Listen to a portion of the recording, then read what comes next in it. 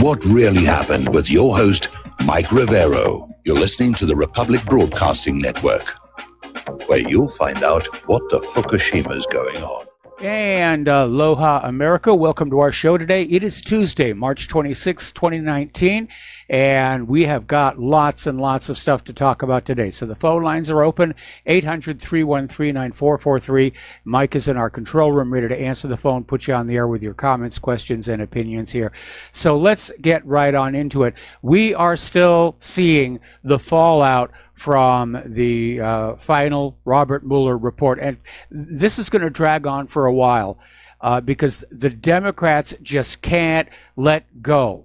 For 2 years, they have believed there was collusion because the Empress Hillary said there was, and they were counting on the Mueller report to be the final nail in the coffin of the evil Count Vladimir Trump. And it didn't work out. And as is typical of liberal snowflakes, they can't get over it.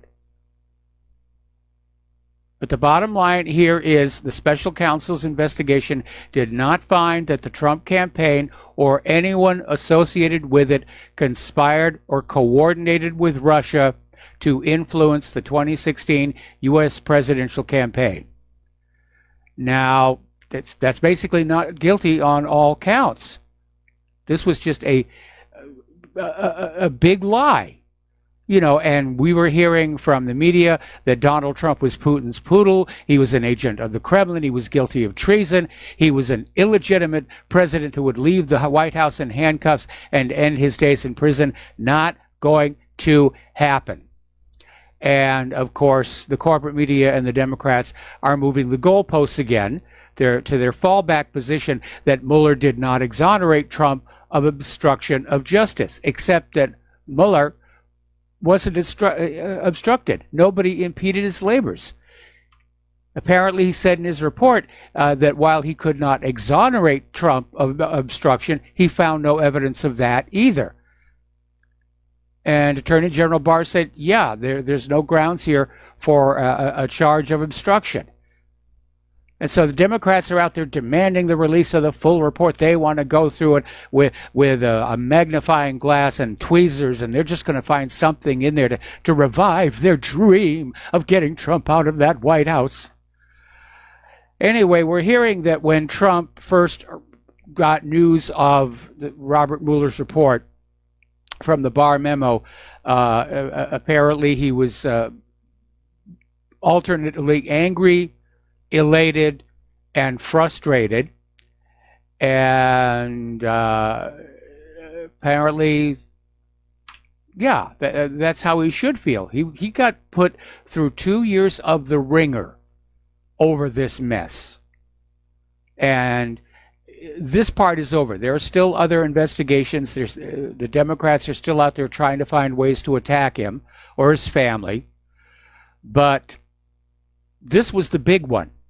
This was the big career-ending, rewrite the history books, destroy his legacy, the Russia collusion investigation. It is now gone.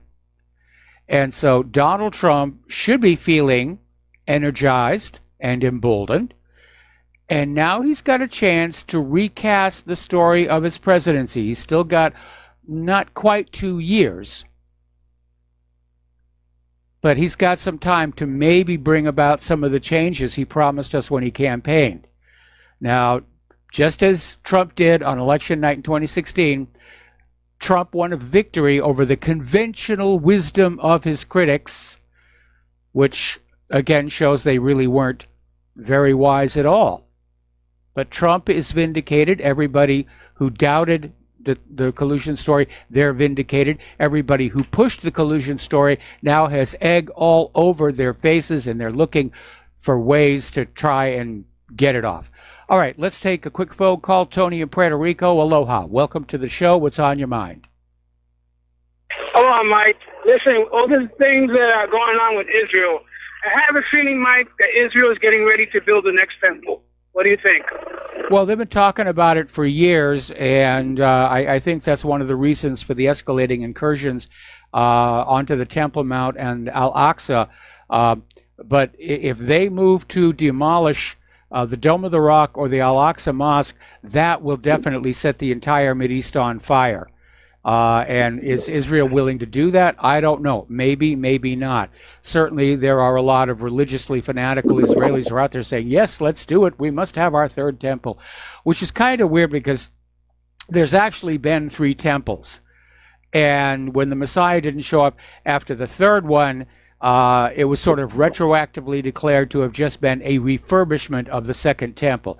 And the real historical irony is that even Israeli archaeologists are saying the real location of the first temple is actually about 250 yards to the southeast, and that big platform that's at the top of that hill is actually the remains of a Roman fort, and the Muslims simply built on top of it.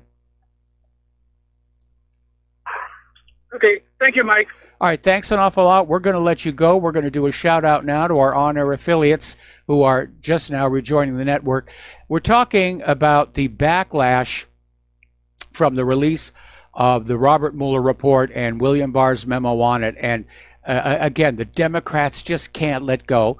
But obviously, Donald Trump is feeling vindicated. All the people who questioned Russiagate are feeling vindicated. All those who were pushing Russiagate, they're embarrassed and humiliated, and they're trying to find some way to recover their reputations and credibility. Good luck on that one. So basically, what we can conclude from the last 2 years, this whole Russiagate story was a hoax cooked up by an utterly corrupt and immoral military security complex determined to protect its trillion-dollar annual budget and the power that goes with it from the loss of its Russian enemy to normalized relations. That was the military-industrial complex motive for all of this. Trump wanted to normalize relations with Russia. No, we need them so we can sell weapons. We need more wars. And also, we can conclude that Hillary's Democratic National Committee was party to this crime, assisted by people like Gerald Nadler and Adam Schiff, and they have succeeded in destroying the reputation and credibility of the Democratic Party. And let us not forget, if you want to look at interference in the 2016 election, let's look at the way the primaries were rigged to steal the Democratic nomination for Hillary Clinton away from Bernie Sanders. And let's look at all the evidence that was found of massive election fraud favoring Hillary Clinton in the general election, including all the illegal immigrants who were voting. It's a crooked system. We can now reasonably conclude that the U.S. corporate media is devoid of all integrity, all morality, all truthfulness, and they have forever discredited themselves as a source of objective and accurate information and facts. So that's the end result of that. All right, another phone call here. Jim in Chicago. Aloha. Welcome to the show. What's on your mind? Oh, Michael, a couple of things. Regarding what happened today in Chicago with the Smollett case, this is exactly what has been reported, but even though not by everyone, the state's attorney, her name is Kimberly Fox, she was getting pressure from the Smollett family, Michelle Obama, and the wife of Mayor Ron Emanuel. They all are very close to Smollett and his family, and they were putting pressure on the state's attorney to drop all charges, and they were successful. Yep. That's all I can say. It's the Chicago way. So, well, not only Chicago way, but other parts of the country. Well, you know, of course, Smollett held a press conference, came on out and said, I didn't lie. I really was attacked. It was exactly as I said. I would never do anything like that. That prompted the prosecutor's office to issue their own statement saying, we are still convinced he filed a false police report. But yeah, obviously a lot of Jews had to be applied to get him off the hook on that one. And by the way, the judge that was going to be presiding in that case was an Obama appointee. Right, which does not surprise me. And not only that, the grand jury, they indicted him on 16 charges. Yes. So, and they've all been dropped. yeah, right. And it sets a bad precedent because it's sending out a message. You can fake a hate crime, and as long as it serves the conventional political agenda of incitement to racism and so forth, nothing will happen to you. You can go on out and you can stage a fake hate crime, and even if you're caught, you will not be punished. And that means there's going to be more fake hate crimes. There you go. And finally, regarding the situation with Mueller and Barr, I have mixed feelings about it, but this is something that people have to remember. Donald Trump has had a relationship with the Russians ever since the late 90s, good or bad. And I don't know if they felt like they could just, manipulate him, or he feels like he wants to be friends with them. I don't know. But again, I'm not really quite sure which way to think as far as the Barr letter that he sent out. Well, there was an oblique reference to possible charges against Clinton operatives, and that's why I think the Democrats' call for the release of the full report could blow up in their face. They could be easily hoisting on their own petard. Right. Okay, that makes sense. Okay, Michael, you take care. All right, thanks an awful lot. We're going to let you go here. So anyway, it's Trump and his people. It's their turn at bat. And so we're hearing calls for investigate the investigators.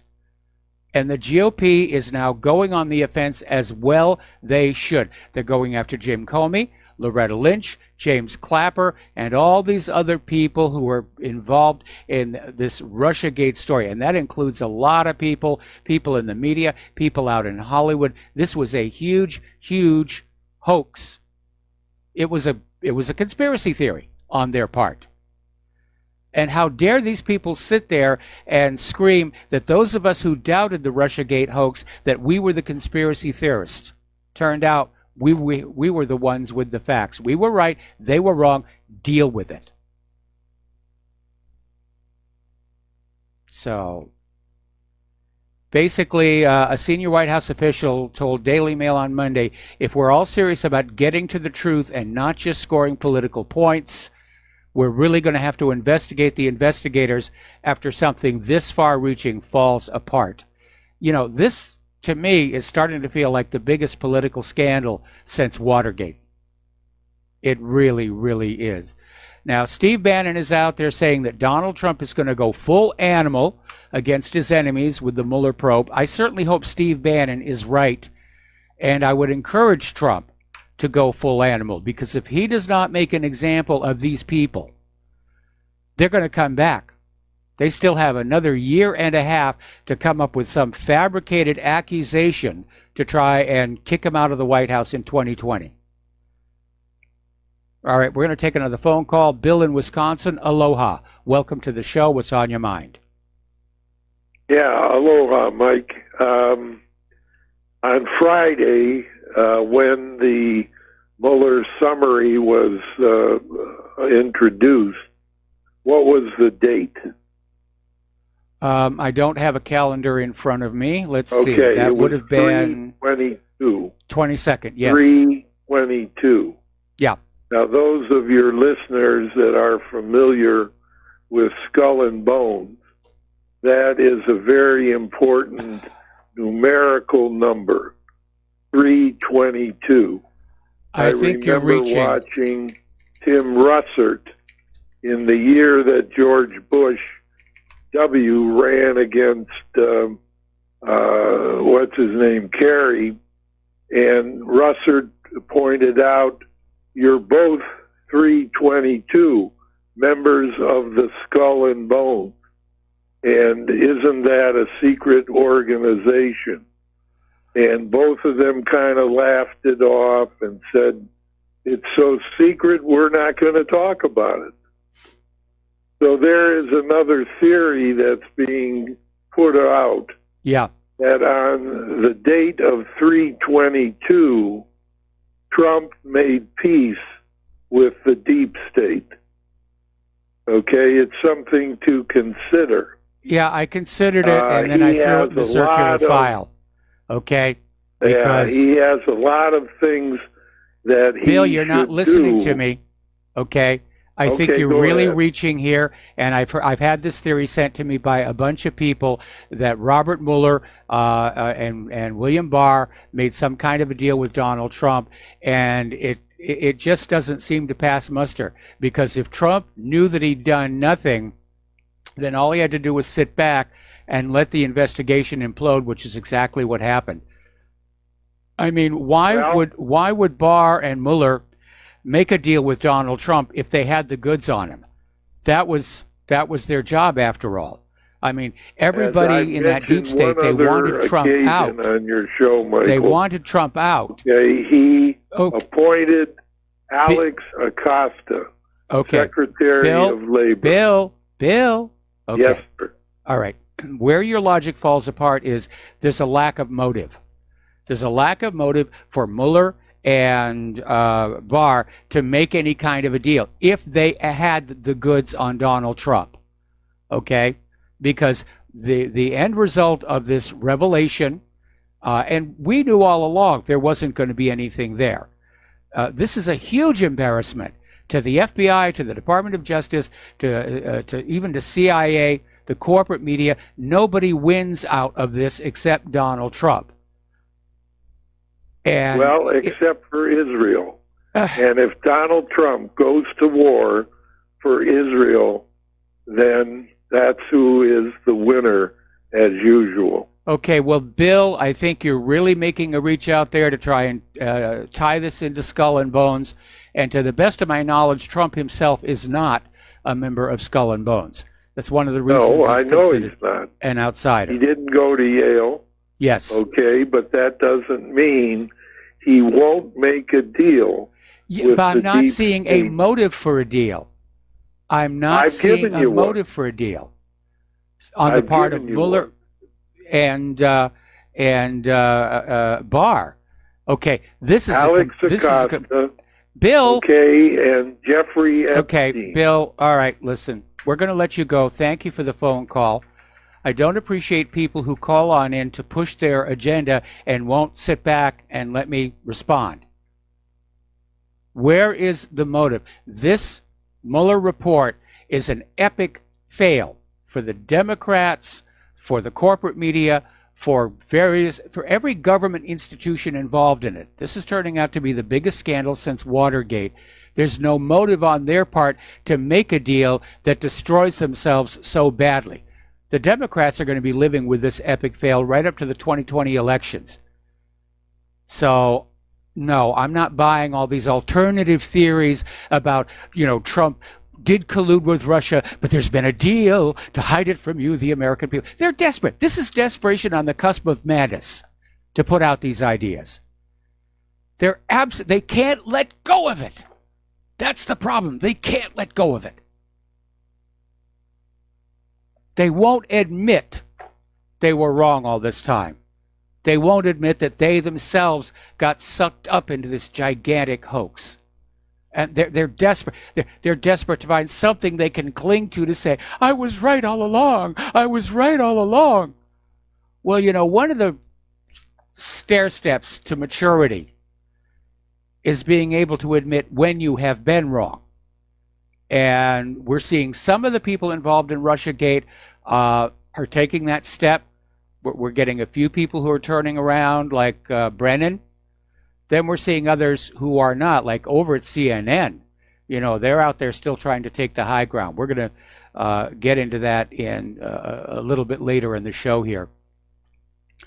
And Judicial Watch President Tom Fitton joined Congressman Devin Nunes and Byron York of the Washington Examiner. And basically, they're saying they've known all along there was no collusion. And that's why Mueller was given this broad range by Rosenstein. They couldn't find the collusion. They were desperate to find something else. And now the House Democrats are going to are conducting an even wider investigation, just desperate to find something to justify all of this. We got to take a break for commercials, and we'll be right back. And aloha, America. Welcome back to our show. And yes, we do need your help here. And right now, look at the good work that we've been doing over the last 2 years. We were right. The corporate media was wrong. Corporate media's got all the money, which is why we need your help, because they're going to come after us now.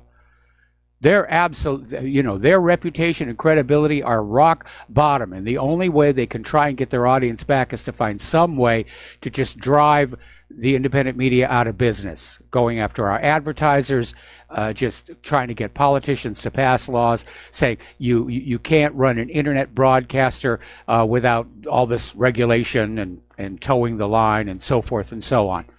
So, yeah, think of it as a well-earned reward for Republic Broadcasting and whatreallyhappened.com.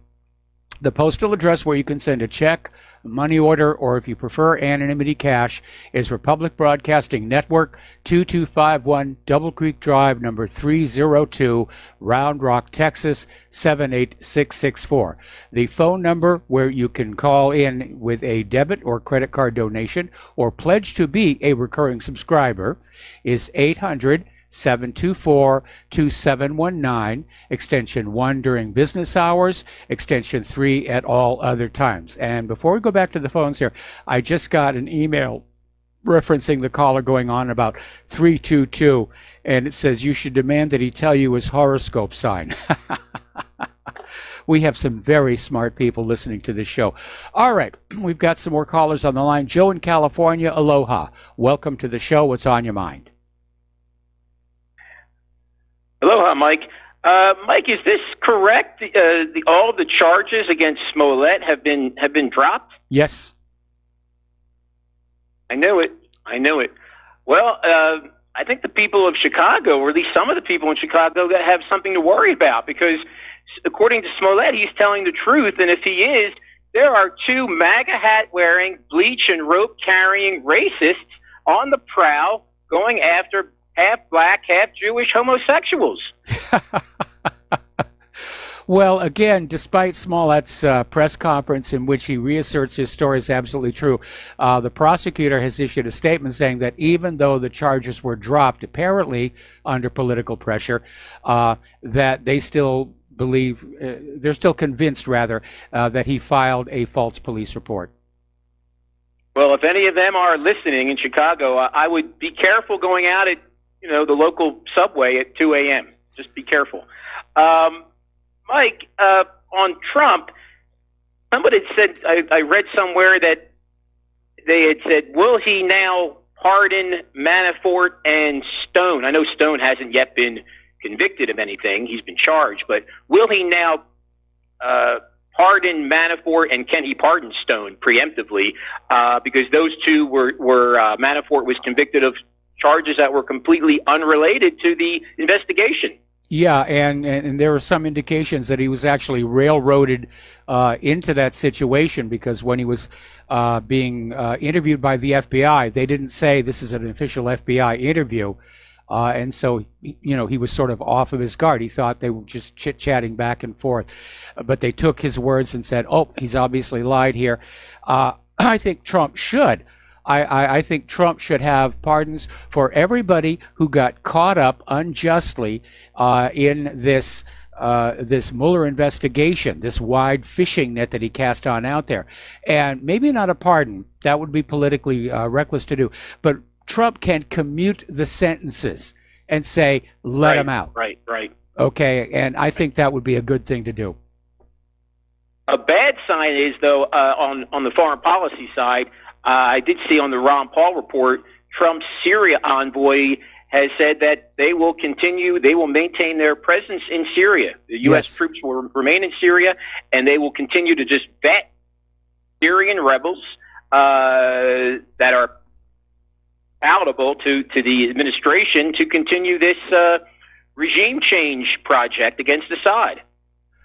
Well, John Bolton right now is basically running U.S. foreign policy. Along with Mike Pompeo. But now that Trump is out of the Russiagate situation, it would be nice if he would stand up and say, okay, my desk is clear. I'm now going to be taking back foreign policy. And I think a lot of people are going to be watching Donald Trump in the coming few weeks to see if we're going to see a change in his behavior or if he's just going to go on being this easily manipulated, weak leader that we've seen for the last 2 years. Personally, I think, if he has any chance of a second term, he's got to put on those presidential brass knuckles and he's got to start doing the work. Just 2 more points. I said a long time ago, I keep hearing the Syria war, it's winding down. I said a long time ago, the U.S. and the West, they will never leave Syria. There's just too many. There's the Hezbollah link that's involved with Iran, where Syria is used as that transit It's simpler area. than that. It's simpler than that. The U.S. doesn't want to admit they lost another war. Right. Anyway, Joe, and the oil and the Golan. And the Golan. Okay, Joe, we got to let you go. Got to take another break for Thanks, commercials. Mike. We'll be right back. Aloha, America. Welcome back to the show. We're going to go back to the phones. Frank in North Carolina. Aloha, Frank. Welcome to the show. What's on your mind? Oh, thank you. Mike, 2 or 3 things, if I may.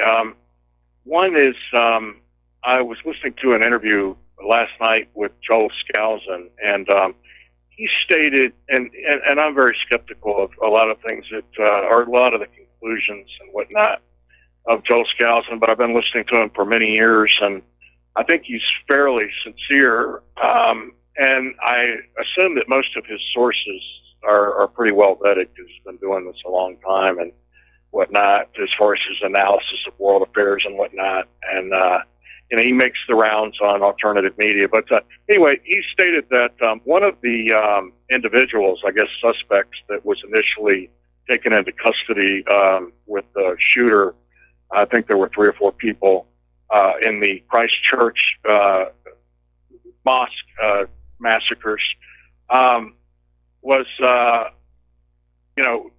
quote unquote, cleared and released, and that he has a source that told him that, and he didn't give it, unfortunately, but that the guy defected.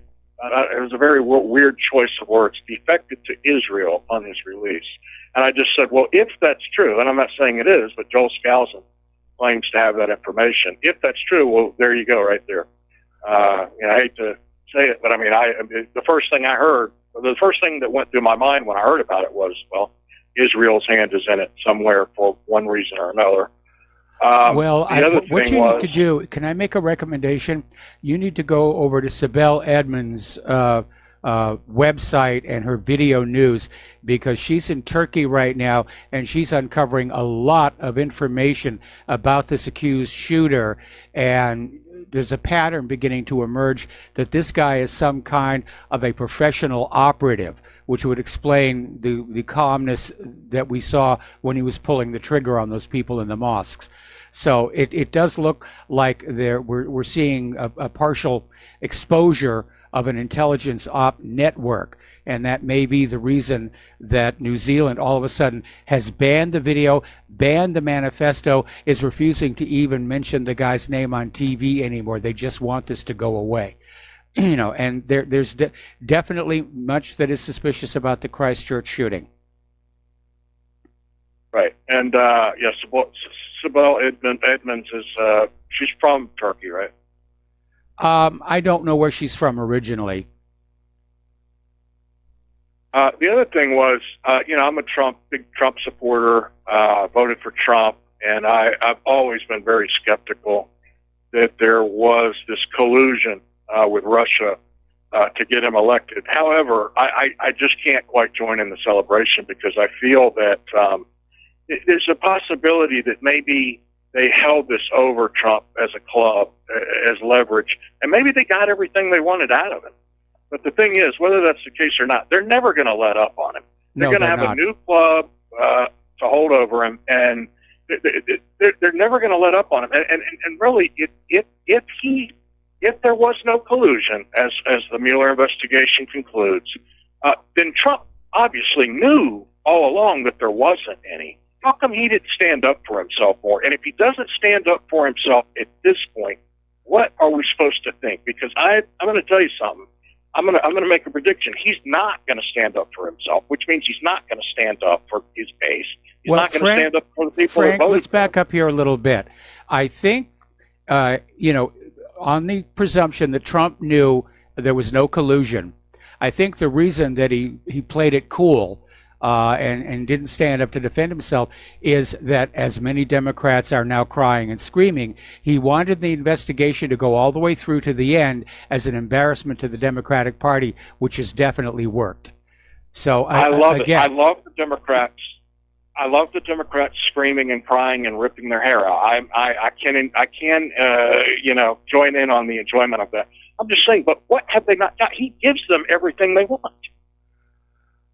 Well, we're going to see whether that's true or not in this upcoming fight over Obamacare, because the Democrats, now that they can't do the Russia thing anymore, they're now massing to push, reassert Obamacare. At the same time, the Department of Justice is saying it's probably unconstitutional anyway, and Trump is saying it's time to basically undo what's left of it. So that's going to be the next big political scrap fight. Israel's getting everything they want. Look no question about that, but I don't think it had anything to do with the Mueller report. Trump is just pro-Israel. That's all there is to it. I don't think he needs to be coerced, and it's harming our nation's reputation. It's harming our security. It's inflaming the Middle East. It could start a regional war. But Trump is just out there. Oh yeah, Bibi Netanyahu. They're friends. Netanyahu used to visit Trump's father's house on a regular basis. You might almost say they actually grew up together. So they're buds. And it doesn't have to have anything to do with the Mueller report. But the real issue is we've seen how Trump. The real issue is we've seen how Trump has behaved up until this point, with Russiagate hanging over his head. Russiagate is now gone, and the real thing is Trump's behavior going to change? Are we going to see a newly emergent, more assertive Trump, or is it going to go on back to what he was doing before? There are other clubs. He certainly has a lot of political capital right now. Yes, he does. There's no question about that. So if he doesn't act now, yeah. Well, he's going to use some of that political capital to go after what's left of Obamacare. But we also know that his enemies are trying to hold clubs over his family members. They're going after Don Jr., they're going after Kushner, and maybe they did something wrong. But, that threat of prosecution, that's a big one. Politics is a dirty business. There's absolutely no way to get around that. Okay. His supporters need to be saying, what about Hillary? What about Hillary Clinton? How come the FBI? How come there's no investigation of Hillary Clinton? Well, we're going to keep on asking it here, that's for sure. And this Jesse Smollett thing, I'm going to tell you, I was very frustrated and angry when I heard about it, but then I thought, you know what? This is just made to order for the white nationalist movement, because people are going to be able to point out to the normies and the civic nationalists, look, your white son, your white daughter are not going to have any rights in America. Yeah. 5, 10, 15 years from now, the white people are not going to have any rights in the direction that this country is headed. There will be no civil rights, no rights for white people. No, we're heading towards Zimbabwe and South Africa here.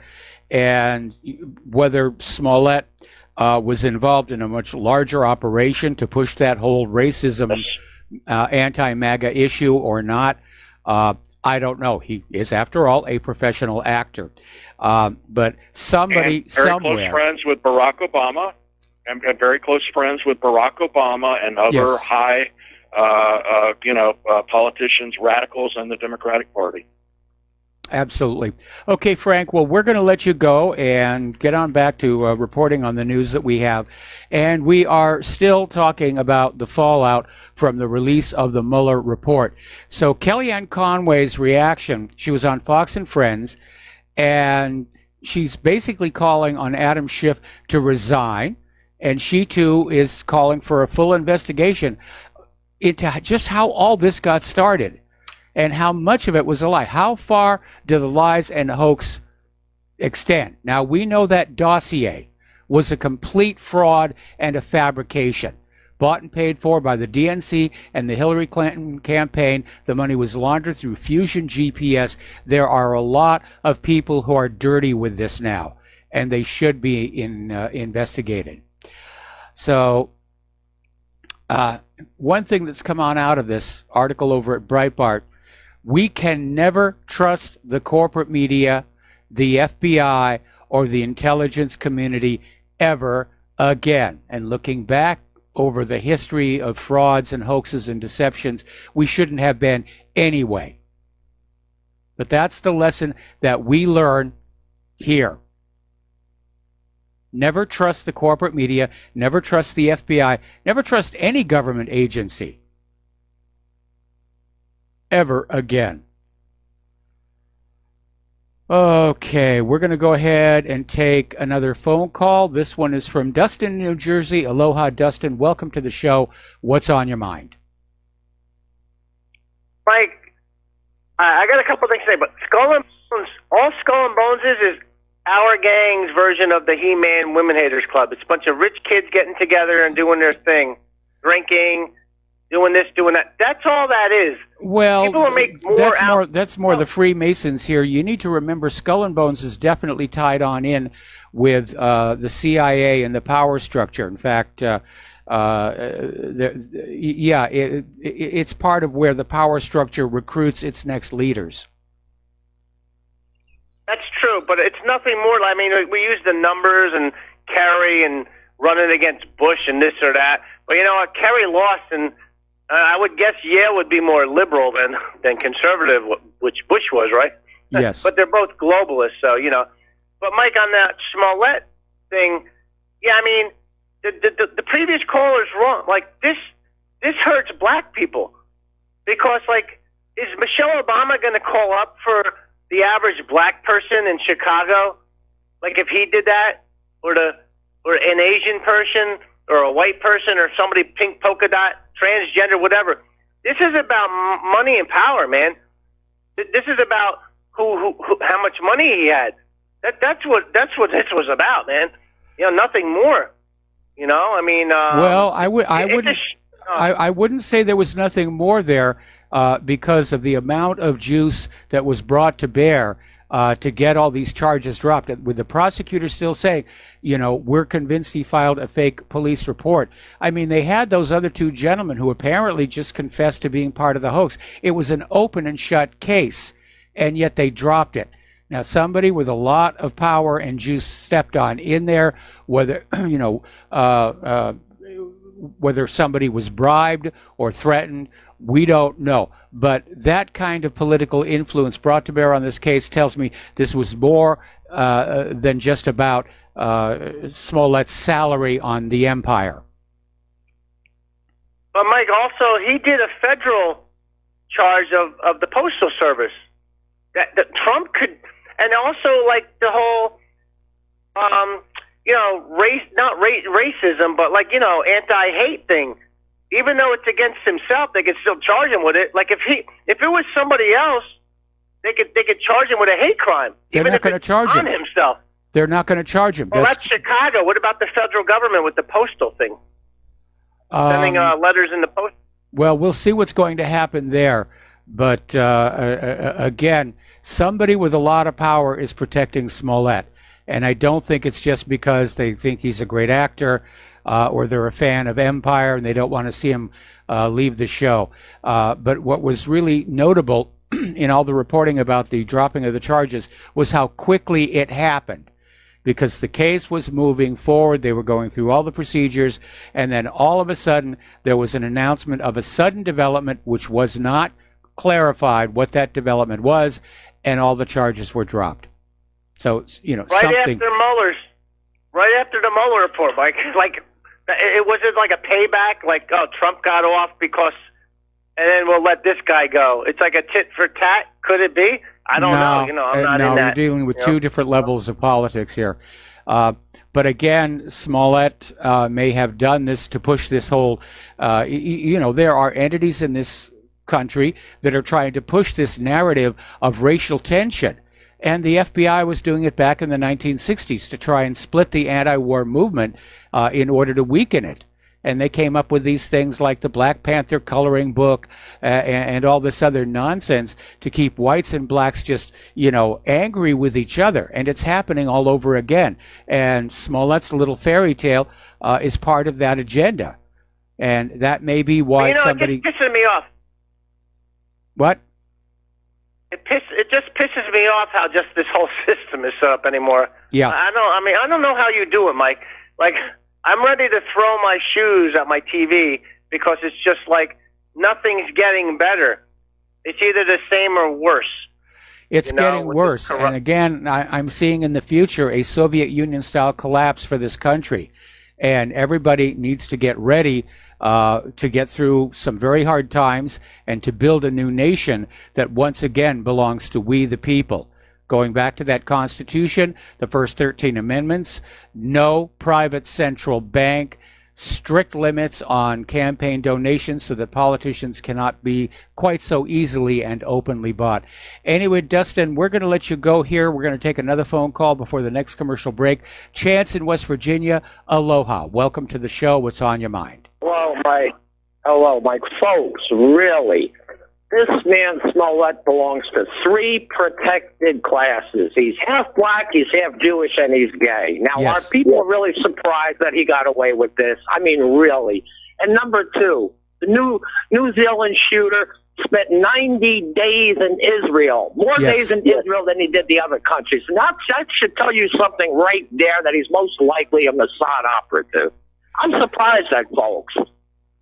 Well, I don't know if he's Mossad operative, but he's somebody's. I bet you he is. And don't hold your breath for Trump to file any charges against any of these people. I don't think that's going to happen neither.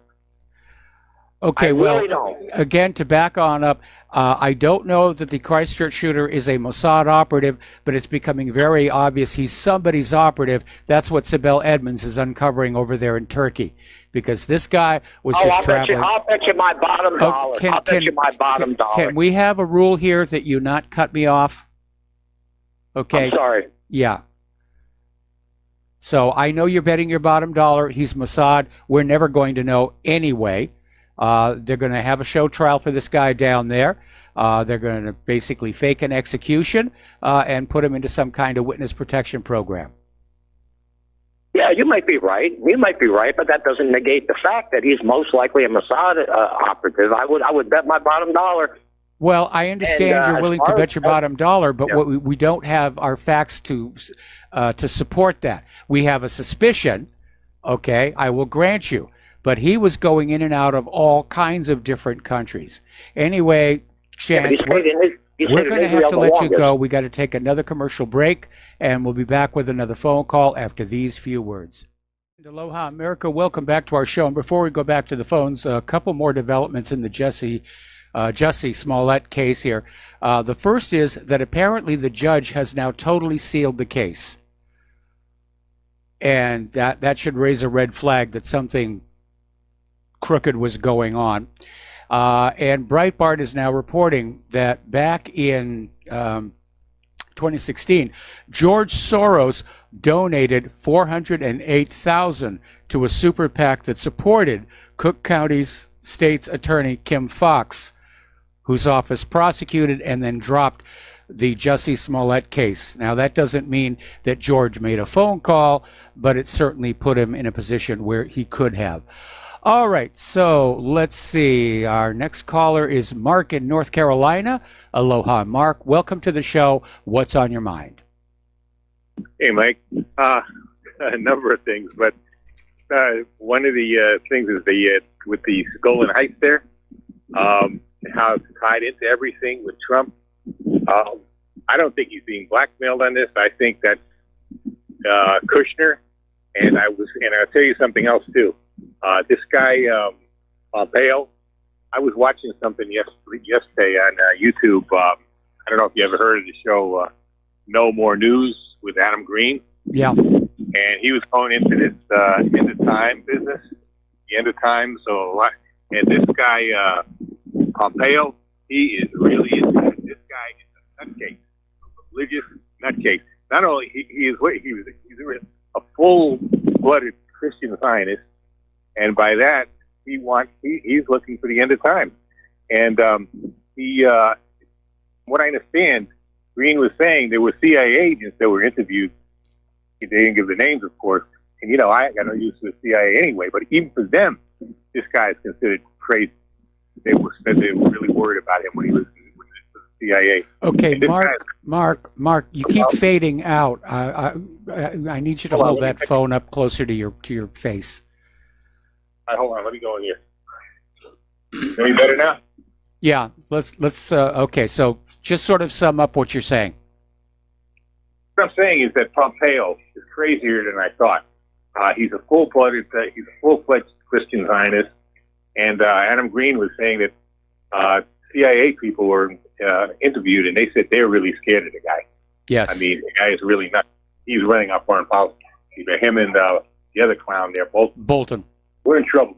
That's all I can say. We're in deep trouble, and if we don't do something, if the people don't, I don't know, rise up, but don't say something and do something about it, I don't know where we're going to lead, because this could lead directly to World War III. Because if you think God wants you to destroy the earth, so Jesus Christ can then take a throne there in Jerusalem, and the Jews and the Zionist Jews think some other kind of what do you call him again? A Messiah is going to take his throne in Jerusalem. Yes. The world is blown up. If we got these kind of nutcases running the United States and doing the bidding basically of the other jerk there, Netanyahu, I don't know where we're going to go, Mike. It's really very dangerous when you have religious fanatics who have that much power, especially in a nation with nuclear weapons.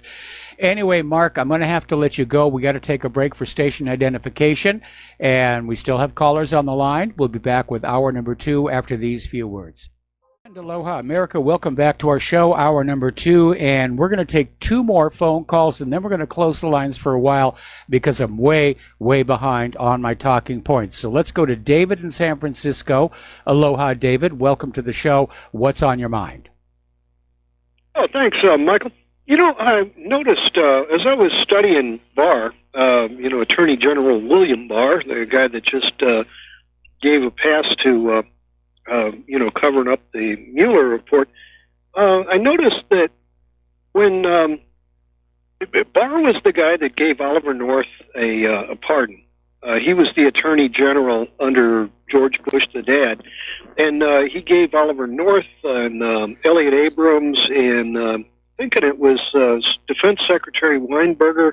Okay, David, pardon me for stepping in here, but you've got your character assassination gun pointed in the wrong direction, because all Barr did was summarize Robert Mueller's report and present it. And, of course... it's 700 pages down to four pages, right? And, in fact, if Mitch McConnell doesn't want to do a vote about making it public, then obviously there is something to cover up. But what I wanted to ask you about was Ted Shackley, because Ted Shackley, wasn't he involved in the JFK assassination? I don't recall off the top of my head. Ted Shackley was known as the Blonde Ghost. He was involved in the Cuban, the Cuba Project, as well as, I'm looking at Wikipedia here. He was the Operation Mongoose. He ran Phoenix program in Vietnam, and he was given a pardon through the help of Barr. So when Trump claims that he's trying to get rid of the deep state, when in fact Ted Shackley is probably one of the more evil people in the history of America. After World War II, I would say Roy Cohn and Ted Shackley are right up there. And so I'm just wondering what you know about Ted Shackley. Well, I don't really know a lot about him, but I do know that from his own point of view and from obviously the CIA's point of view, he's not evil. He's a good operative, and it was probably CIA that basically prevailed on Barr to pardon him. We've seen a lot of people that we think should be in jail. They get pardons, and that's unfortunately just the way that Washington, D.C. works. But again, I know that William Barr has got a lot of things in his background that are very questionable. But again, he's just passing on what Robert Mueller gave to him. And William Barr is not going to misrepresent what Robert Mueller wrote, because if that full report does come on out, then William Barr is in trouble. Well, that's exactly why Mitch McConnell is making sure that we, the people, don't ever get to see it. In other words, Mueller's... It's not up to Mitch McConnell. It's up to William Barr. And Donald Trump is basically out there saying, release the full report. Who said release? Barr didn't say that. No, it's up to William Barr. It's William Barr's decision whether or not to release it. Now, there was this attempt in Congress, to have a vote to demand the release, but it would be symbolic only because it would violate, the separation of powers doctrine in our government. So I'm hoping Barr does release it. I think he should release it. I think all of the details that are in there, again, especially because there was this rather oblique reference to criminal charges being filed against some of the Clinton people. So I'd like to see it released. Oh, absolutely, it should be, because, I've mentioned this before, that when the Soviet Union fell apart in 1991, the ruble became zero. I mean, you couldn't buy a thing with the ruble, and all of the fat cats of the world, whether it's the Rockefellers, the Rothschilds, or organized crime, moved in on Russia and bought up everything. They bought the farms, the fields, the ports, the roads, the bridges, the apartments, everything. And then that's how, when you look at the definition of kleptocracy, it's government by organized crime. And so Russia is not a government as we think of. It's more like organized crime running a whole bunch of operations. Well, you can say that about Washington, D.C. You could easily say that about Washington, D.C. I would say that right now, sure. But the point is we the people still think we own the country, whereas the average Russian doesn't think they own the country. And but the point is that when you get to a guy like Trump, he's been dealing with money laundering for these scoundrels ever since the 1991 collapse. So money laundering. Well, wait a minute. Has he been charged with that? Has he been convicted of that? Well, you look at these the people that he's been selling Trump Tower condos to. They're dozens and dozens, probably even into the hundreds of Russian oligarch and their buddies.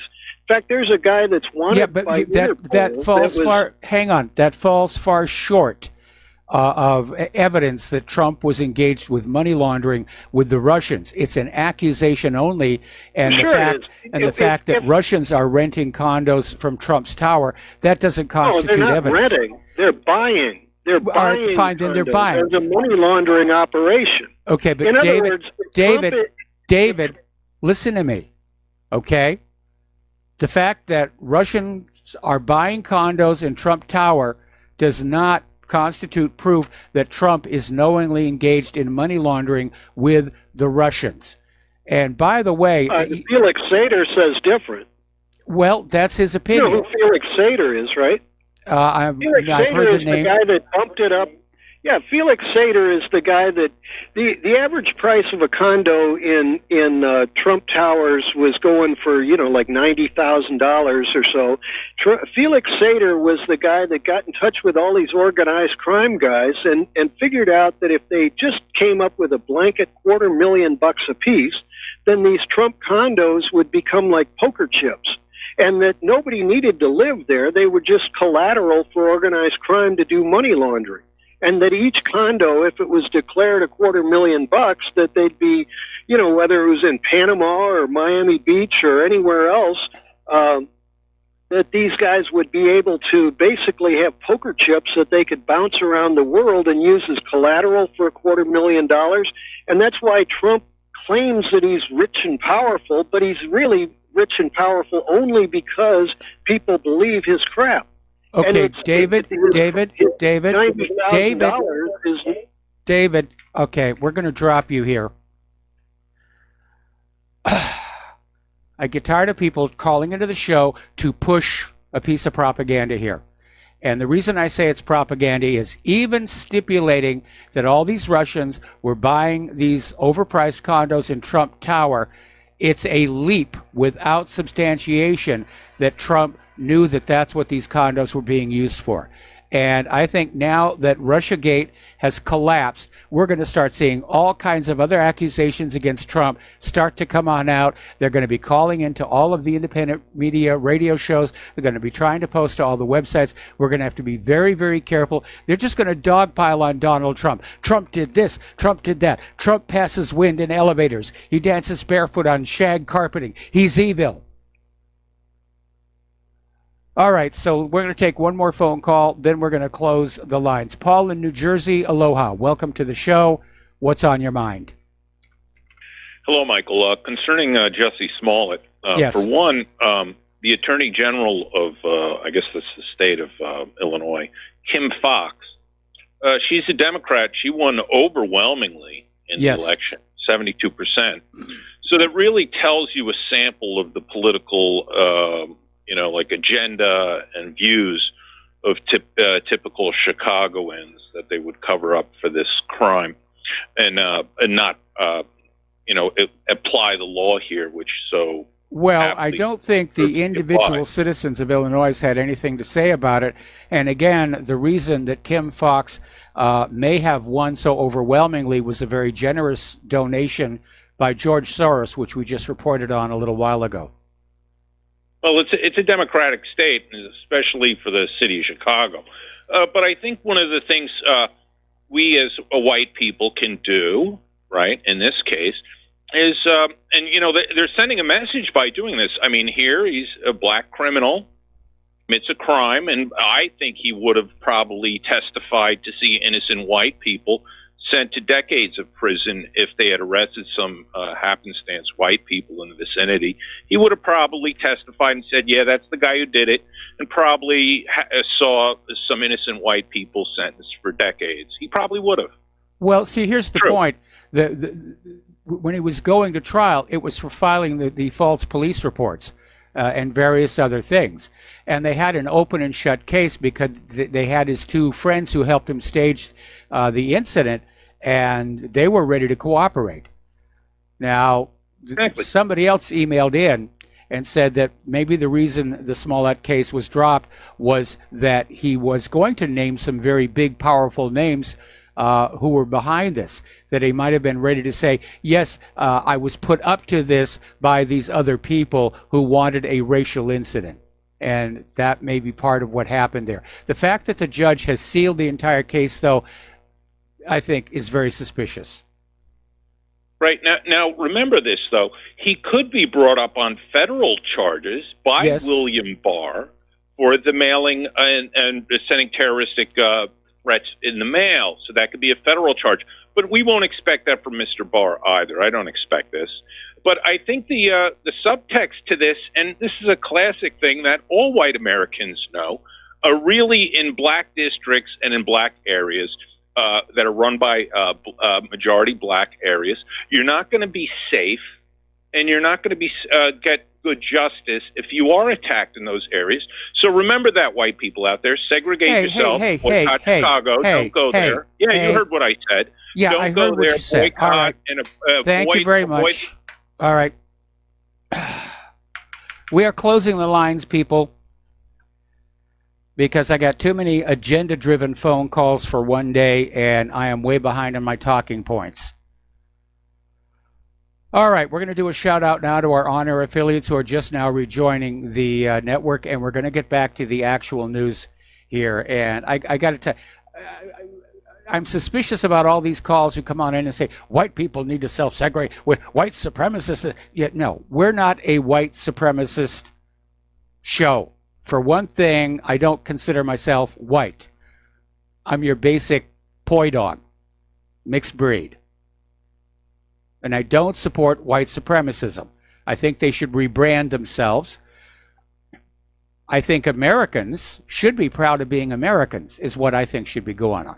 Okay, so moving on here.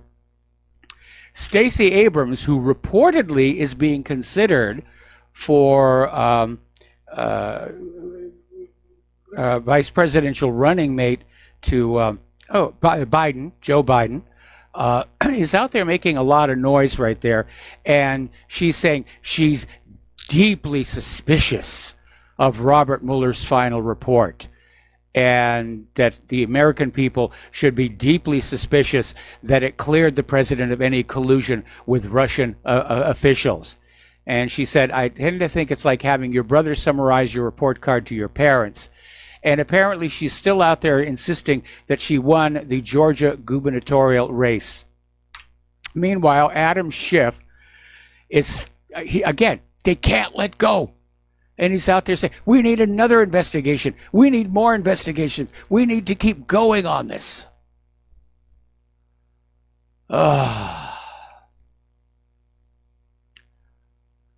Okay.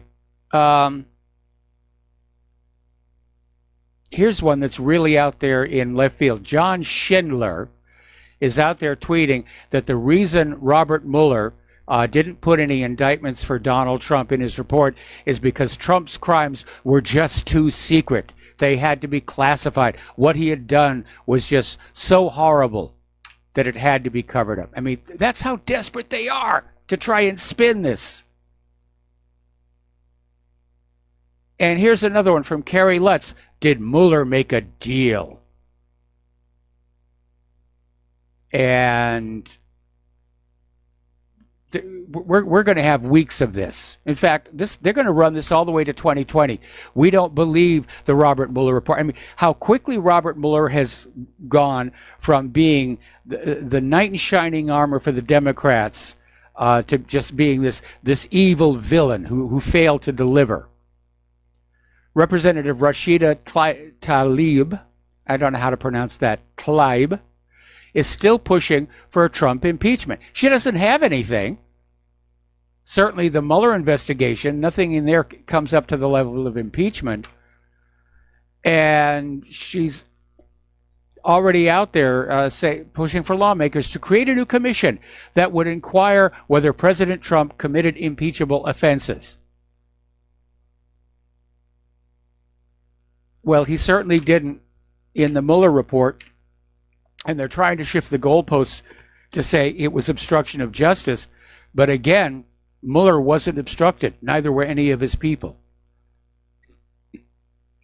Now, a lot of people were wondering where Hillary Clinton was in all this, because all roads lead back to Hillary Clinton, who reportedly came up with this whole Russia collusion story just days after her loss in 2016, because she couldn't admit defeat. She couldn't explain how she lost such a heavily rigged election. So it had to be the Russians, Well, she finally surfaced again today talking about climate change. So she's out there saying, you know, we've got to do something about the climate. She's not talking about the Mueller report, but she still wants her face in the media, or her face on social media.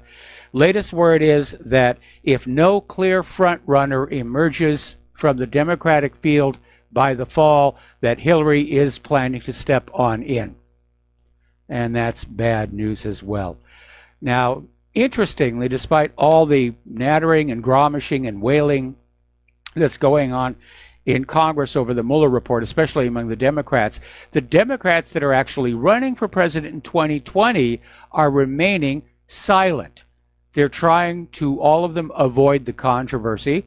They're also avoiding AIPAC because they're realizing that's become controversial, and that could be an election loser as well. So they're out there just maintaining their distance. Now, John Brennan has done a 180-degree on the Russian collusion. I mean, he was out there originally. He was convinced it was definitely there. And now he's trying to sort of polish up his public image by saying, well, I may have been wrong. And, I mean, for the last couple of months, Brennan was dropping hints that he was convinced Robert Mueller's investigation would end with the impeachment of Trump. He suggested as much during a recent appearance on MSNBC, in which host Lawrence O'Donnell desperately tried to convince his audience that Brennan knew something they didn't, because the audience was out there booing and saying. So basically, he was on MSNBC's Morning Joe program yesterday saying, I don't know if I received bad information, but I think I suspected there was more than there actually was. John, okay. Mr. Brennan, you were flat out wrong. That's it. You were wrong. Former head of the CIA, and you were wrong. And we're supposed to trust the security of our nation to people like you? I don't think so. Meanwhile, Papadopoulos has come on out responding to Brennan and his turnabout saying, all the assets you weaponized against me are being outed. Congress has the names. Payback is going to be a bitch, or at least I hope it will be. And this isn't about Trump versus the rest of the world, because personally I'm very disappointed in Donald Trump. It's about respect for the system, getting our republic back on track and getting the processes back in line with where they're supposed to be under the Constitution and the letter of the law. We'll be right back after these few words. And aloha, America. Welcome back to our show here. We're halfway through the show, and we're still dealing with the release of the Mueller report. I am so far behind on my talking points. Most of this is probably going to wind up having to be held over until tomorrow's show. And now we turn to the media, and they are desperate to try and recover from this. As desperate, if not more so, than the various politicians. I mean, the politicians, they can either keep on screaming, there was collusion, or they can just shut up and hope it'll fade from the voters' memories. But for the corporate media, this is a devastating blow to what remained of their credibility and their legitimacy, and they're desperate to try and reverse that situation. And interestingly enough, there was this article that came on out from Mint Press News, and it's basically declaring there will be no repercussions for the media's Russiagate conspiracy theorists. And there probably won't be in terms of any litigations, because as we've mentioned many times in connection with the Monsanto synthetic bovine growth hormone lawsuit, there is no law that obligates the corporate media to tell you the truth about anything. They are legally allowed to lie to you. Management can order the correspondents and the prostitutes to lie to you, and if those journalists refuse, they can be fired for cause. That was the outcome of that lawsuit. But in terms of repercussions, there are other kinds of repercussions. And everyone who pushed the Russiagate conspiracy theories, they've destroyed their credibility and their reputations, and it won't come back anytime soon. There's an old saying that trust arrives on foot but departs on horseback. And it's absolutely true, because, you know, once you break, you can work for decades, 100 years, to gain the trust of a population or an audience or a readership or a viewership. One exposed horrific lie wrecks it all, and that's what's going on now. Laura Ingraham is out there saying it's time for a reckoning of the mainstream media, and they're all just so traumatized, those poor people. Here's where it gets interesting. I've said before, you need to be careful about people who are getting these awards, like the Nobel Peace Prize or the Pulitzer Prize or all the rest of it. But apparently, the New York Times and this GQ writer published this poorly researched and purposefully misleading article about Devin Nunes. And for it, they won a writing award. The Syracuse University awarded Jason Zengler the 2019 Toner Prize for Excellence in Political Reporting. And so that's what happens. People are given these awards to trick you into thinking this is who you should pay attention to. And you shouldn't pay attention to those other people over on independent media. They don't have awards. They don't have, you know, these gold-plated plaques on the wall or anything like that. So they're nothing. We've got the prize. And by the way, this is a huge embarrassment for the Pulitzer organization, who over the last 2 years handed out a whole bunch of Pulitzer prizes on those Russiagate stories. So they're trying to deal with that right now. Britt Hume, who's the senior political analyst for Fox News, is saying this collusion story, it's the worst journalistic debacle of his lifetime. And he's basically slamming corporate media for their apparent inability to learn anything from past mistakes, like Saddam's nuclear weapons. Now, over at CNN, they're trying to take the moral high ground. We did the job that we were supposed to do here. And CNN anchor Chris Cuomo is basically slamming the supporters of President Donald Trump for taking a victory lap about the Mueller report, and says they're taking a victory lap for not being felons, and he says that's a low standard of behavior. Well, look who's talking. CNN set a low standard of behavior for not vetting any of these Russia collusion stories it fed to the American people. And the victory lap is not about not being felons. It's a victory lap that the truth actually finally got out there. Now, over at, again, CNN, Jeff Zucker is saying, we have no regrets. We have no regrets at all. Jeff Zucker is basically saying, we're not investigators. We're reporters, and we just reported what we were being told. And so we're an innocent party here. And Zucker is saying he's entirely comfortable with CNN's Trump-Russia coverage, and said it was entirely appropriate to give near round-the-clock coverage due to the story's magnitude. Except, of course, there was no story. And he says, we're not investigators, we're journalists. Well, that's odd, because I took a journalism class in college where we were told that we were investigators and that we had to verify our stories before we went to press. We'll be right back. And aloha, America. Welcome back to our show. And we're still talking about this story where CNN's Jeff Zucker is out there saying CNN is blameless. We're not investigators, we're journalists. Our role is to report the facts as we know them, which is exactly what we did. A couple of problems with that. There were no facts. The Mueller report makes that clear. There were no facts. There were allegations.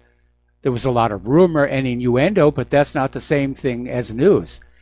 And as I mentioned before, the commercial break, when I took a journalism class in college, we were told we had to confirm a story before we ran with it. That we didn't just parrot what somebody in the government told me. So, okay, maybe CNN under Zucker aren't investigators, but it doesn't change the fact they were flat out wrong. Wrong, wrong, wrong, wrong, wrong, wrong, wrong, wrong, wrong, wrong, wrong. Okay. Apparently, when Rachel Maddow heard that the Mueller report didn't find anything, she apparently literally burst into tears, because for the last 2 years, Rachel Maddow's MSNBC program was this one-stop shopping center for every insane news story involving Donald Trump and Russia. She was out there pushing it as hard as she could. And now, of course, her credibility just imploded. Meanwhile, the Trump administration has sent a list of Russian collusion liars to various TV producers, people like Senator Richard Blumenthal, Adam Schiff, Representative Gerald Nadler, Representative Eric Swalwell, all these people who were on TV. And somebody put together a montage video of them saying, there's plenty of evidence of collusion. Oh, there's evidence all over. Oh, there's evidence of collusion. And, of course, there wasn't. And the White House has respectfully suggested to these TV producers that these now proven liars not be given any more airtime, not be put on the air as knowledgeable experts of anything. So another article, this one out of the New York Post, Mueller Madness, the media pundits who got it most wrong. And there's already kind of like this scoring system. And if you go to this article on online, and it's linked to whatreallyhappened.com. They've actually got this graphic where they make it look like it's a board game of all the people who were involved in pushing this Trump-Russia collusion. And over on the cable network side, right at the top, Rachel Maddow, followed by Anna Navarro, John Oliver, Donnie Deutsch, Morning Joe, John Brennan, Don Lemon, Jimmy Kimmel, Alec Baldwin, Brian Ross, and it just goes on and on. Michael Avenatti, who, of course, is dealing with his other issues right now. Alyssa Milano was out there, Kathy Griffith, Robert De Niro.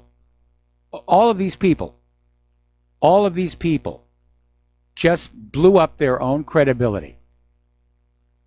They're not going to admit it.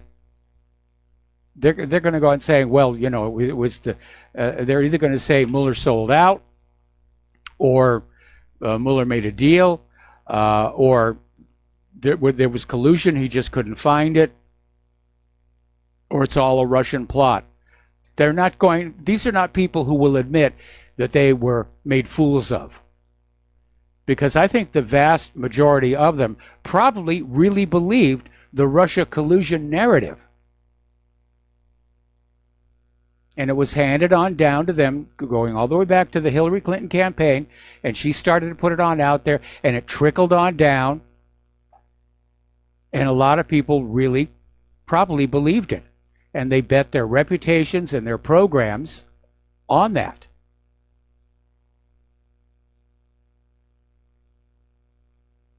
Okay, so another article here, and this says it all. This is over at Charles Hughes Smith Blogspot.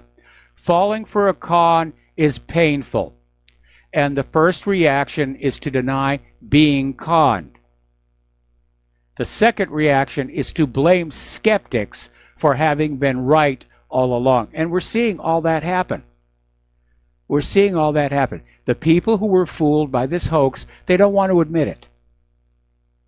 They like to think of themselves as smart and clever and bright people, you know, who are, you know, they're very alert and discerning, and they would not be fooled. But the Trump-Russia hoax basically fed into what they wanted to believe. They were so infected with Trump derangement syndrome, they just grabbed onto this story and said, oh, it must be true. I so want it to be true. And it probably would have worked had there not been the independent media, which is in the business of democratizing the public narratives. Prior to the rise of the internet and the independent media, the narrative was under the control of the government and the corporate media.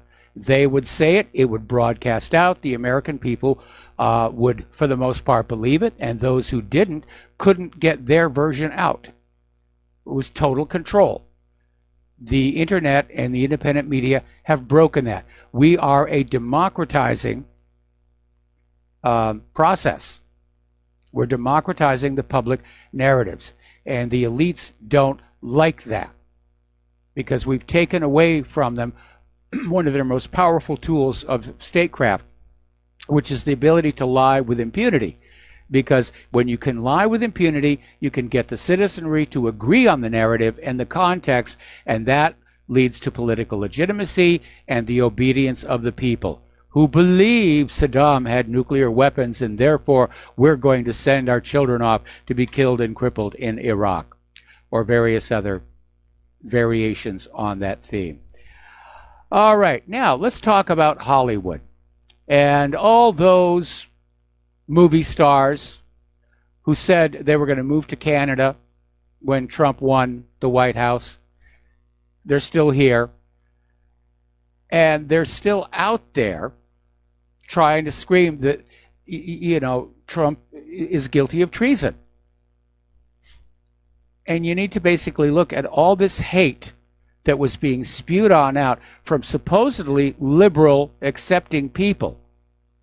But apparently they're only accepting and inclusive amongst themselves. If you're a conservative, forget about it. We're talking people like Bette Midler, Rosie O'Donnell, Michael Moore, John Cusack, Barbara Streisand. I feel bad about that one. I worked with her once. I thought she was a very nice person. Jeffrey Wright, Chris Evans, Bill Maher, Rob Reiner, Jim Carrey, Mark Ruffalo, Adam Scott. The list just goes on and on and on and on. So, okay, I want to take a moment here to insert an urgent story for the people living in South Dakota. Apparently, there is a problem with the Quinn Dam. It has been breached. There is a concern that it could actually collapse, and there is a flash flood warning for 3 counties in South Dakota. Southwestern Hakon County, that's Haakon County, northwestern Jackson County, and east central Pennington County. And they're saying some locations will experience flooding, including Quinn and Cottonwood, and locations along Cottonwood Creek. So they're very concerned the dam could actually collapse. So if you're in South Dakota, please take the appropriate precautions here. Okay, now getting into our hoisting with one's own petard, Vitaly Milanov, he's a member of the Russian State Parliament's International Affairs Committee, has proposed that Russia create a special panel to investigate possible U.S. meddling in the Russian elections. Talk about turnabout is fair play. And he says, basically, given the political situation, it would be a logical step to set up a parliamentary commission in the State Duma to investigate the influence of U.S. intelligence services and official state bodies on the electoral processes in Russia. Parliamentarians may find evidence of manipulation with the people's votes during the 1990s and publish the facts of attempts to interfere in the Russian elections. So some chickens are about ready to come home to roost there. Now, everybody is out there saying, oh, well, you know, the FBI and the CIA, they've gone rogue. They've absolutely gone rogue. And they're saying it like it's a new thing, and it isn't, because the FBI and the CIA have been out of control long before this Russiagate situation ever showed up. There was that time the CIA considered bombing Miami and blaming it on Castro. There was the time the CIA was caught red-handed spying on the Senate Intelligence Committee. This was back in 2014 when they were getting ready to release the report on the CIA's torture program, and the CIA was caught spying on them. Then you had the infamous FBI suicide letter to Martin Luther King and his wife. And nasty stuff. You had the CIA forced prisoners to participate in some of the MK Ultra mind control experiments. And it was this huge program. The reason it was called MK Ultra, the original MK came from a Nazi program that was attempting to do the same thing. And during Operation Paperclip, the CIA basically copied it all over, added the Ultra to it, to make it look like they were going to do better than the Nazis did. And they started running these experiments here. And one of the weirdest things that ever came out of this was called Operation Midnight Climax, which involved the CIA literally operating a bondage parlor in San Francisco, overlooking the bay. And they had these hookers on staff who would lure unsuspecting Johns back for what the Johns thought was going to be a good time. And they would get drugged, and usually with LSD, trying to find the correct combination of sex and drugs that would get people to spill their deepest, darkest secrets. They ran for 9 years without any success whatsoever, until finally CIA leadership shut it all down because it was becoming an embarrassment. Now, for the people who ran that operation, that's got to be an interesting thing on your resume. You know, for these 9 years, I ran a CIA whorehouse. Remember Dr. Frederick Whitehurst?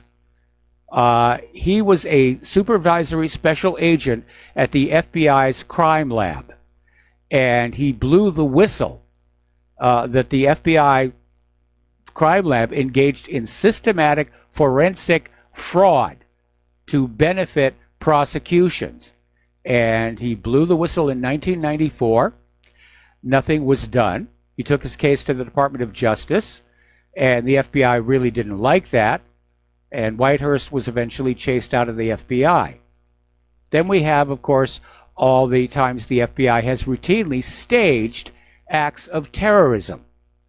And they've been caught on numerous occasions targeting unstable, mentally ill individuals, sending informants to bait them into committing terror attacks.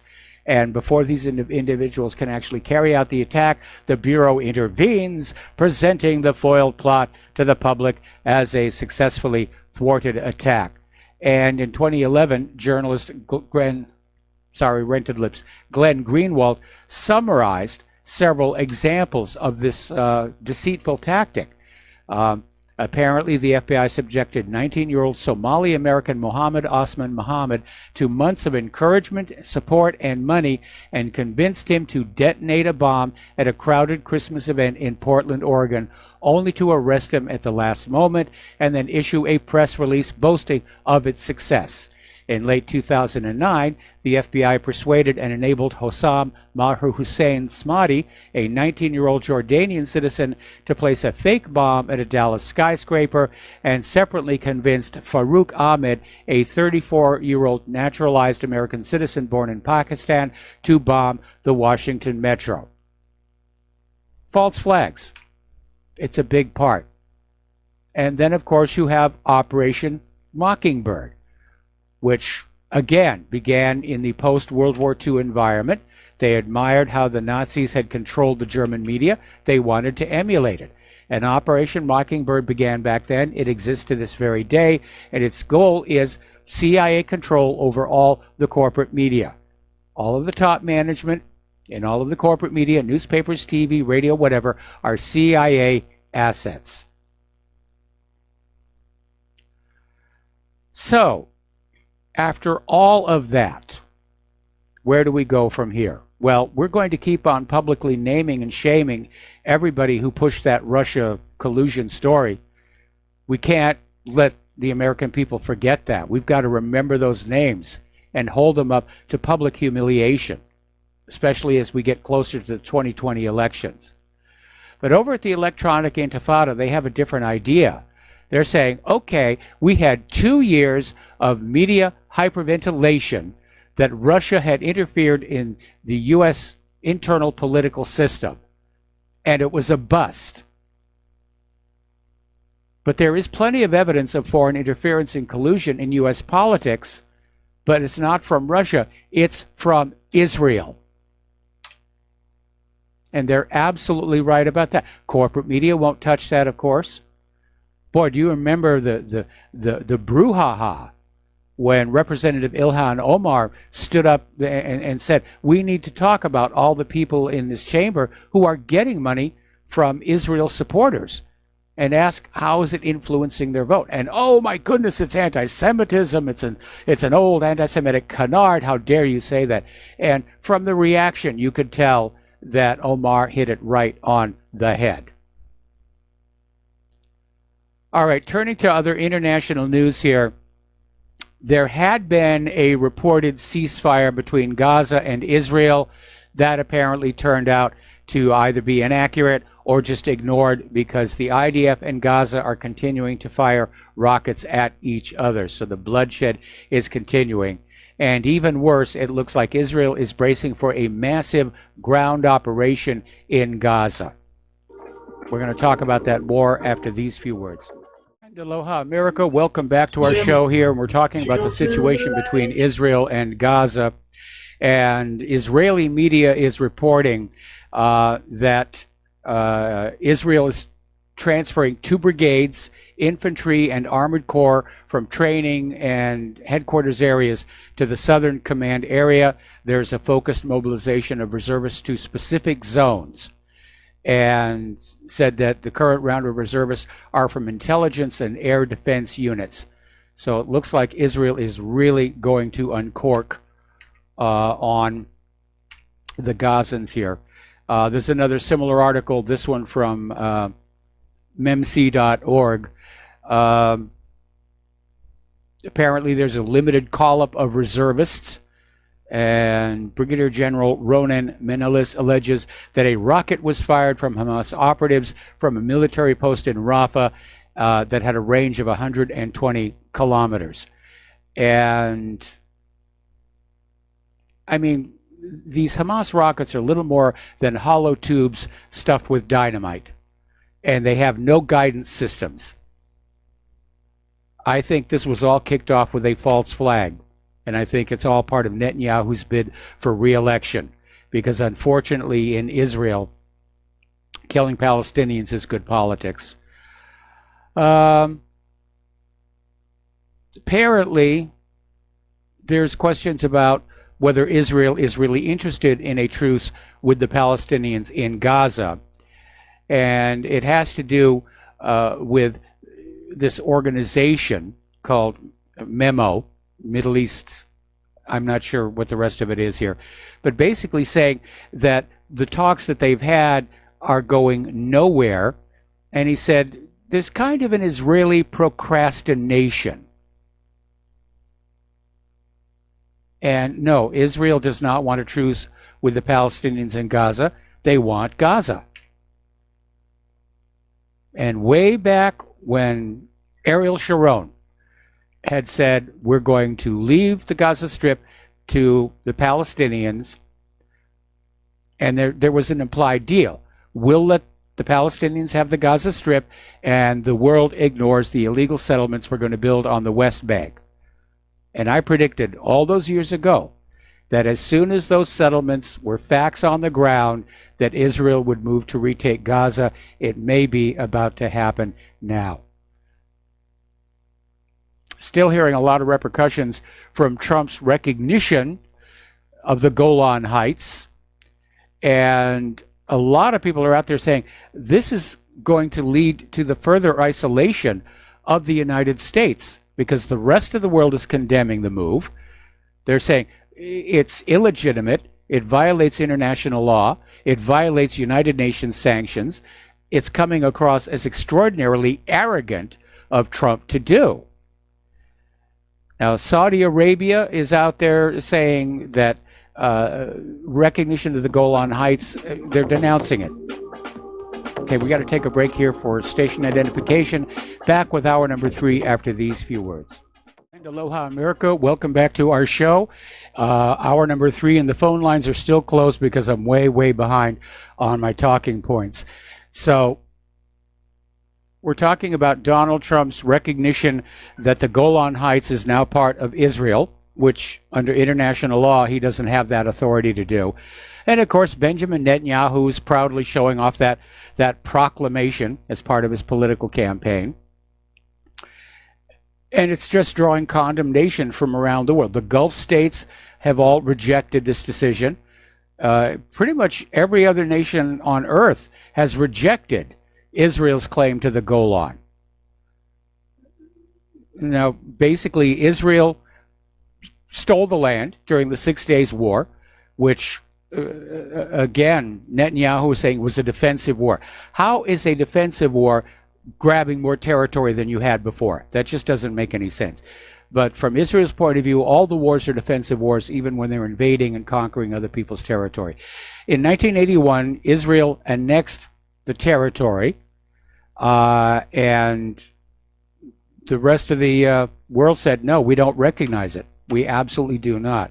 The real concern here is that this is going to lead to Netanyahu demanding that the United States recognize that the West Bank is now part of Israel. Just grab a little more land, grab a little more land.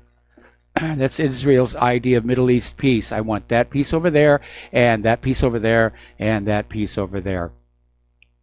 Another story coming on out from Russia Today. The U.S. backing Israel's sovereignty over the Golan Heights proves sovereignty is not something the United States respects. And why would you be surprised? Look at all the nations whose sovereignty is being violated with all these U.S. wars and regime changes going on. That's not respect for a nation's sovereignty. Meanwhile, the AIPAC conference is continuing in Washington, D.C., and all the politicians are lining up to get up on that stage and just vow their support for Israel. And that includes Vice President Mike Pence, Secretary of State Mike Pompeo, more than a dozen U.S. lawmakers. They appeared on stage during this. This is the second day of the conference here. And just say, America stands with Israel. Well, our bought and paid for politicians certainly stand with Israel, but polls are showing more and more that the American people are having doubts and second thoughts, or there wouldn't be any support for the boycott, divestment, and sanctions movement, which is growing, which is why Israel is trying to arm twist these ridiculous laws criminalizing support for the boycott, divestment, and sanctions movement. In fact, even trying to criminalize criticism of Israel, to declare, it's all anti-Semitism. The only reason people criticize Israel is they hate the Jewish people, which makes about as much sense as saying that the only reason people criticize the Nazis is they hate Germans.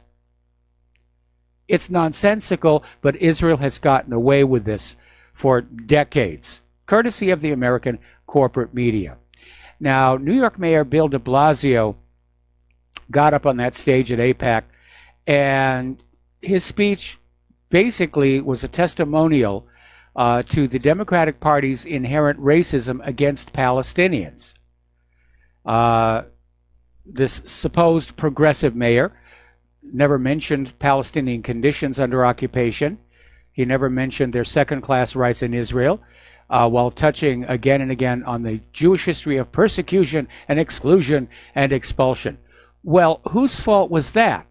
Because if you go back and you look at the long history of Jewish persecution and expulsions, there's only one common factor, and that is the Jewish people themselves and how they interacted with the larger community around them.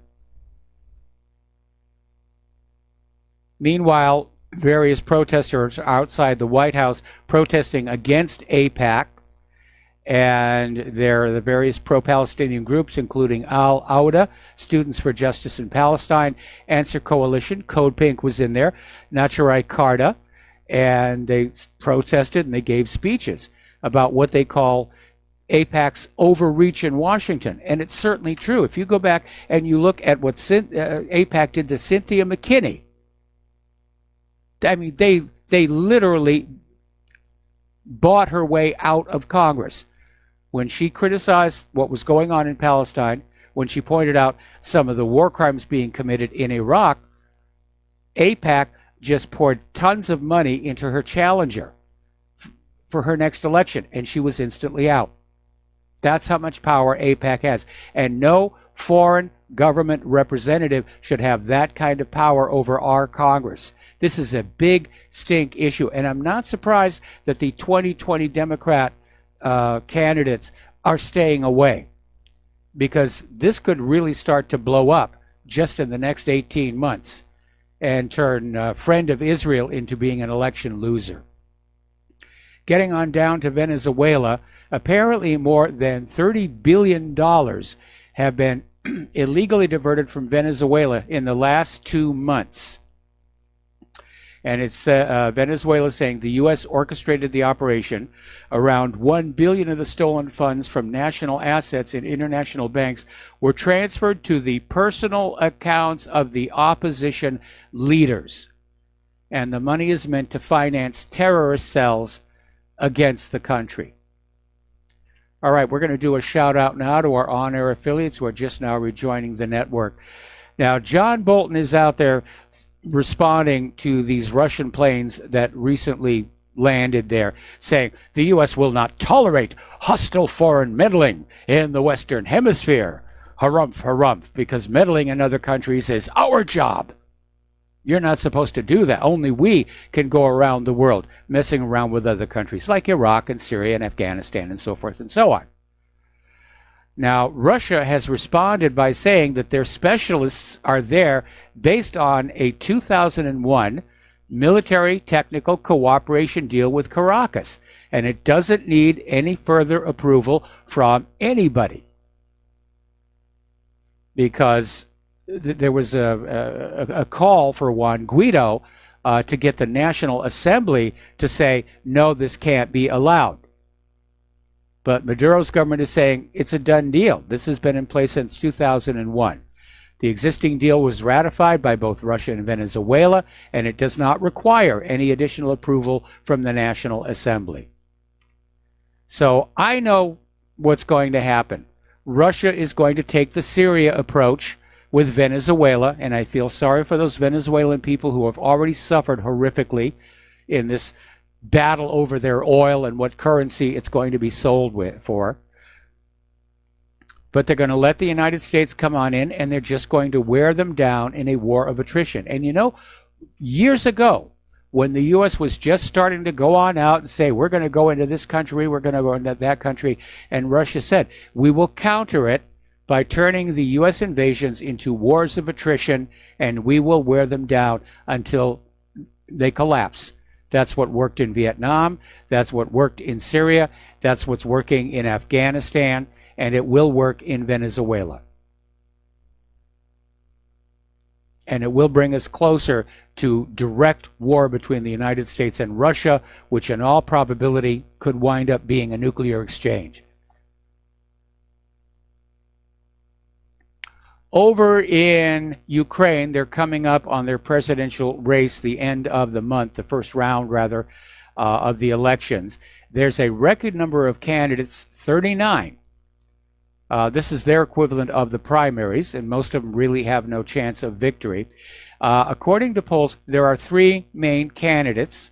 There's the comedian Vladimir Zelensky, the ruling oligarch Petro Poroshenko, and the contesting oligarch Yulia Tymoshenko,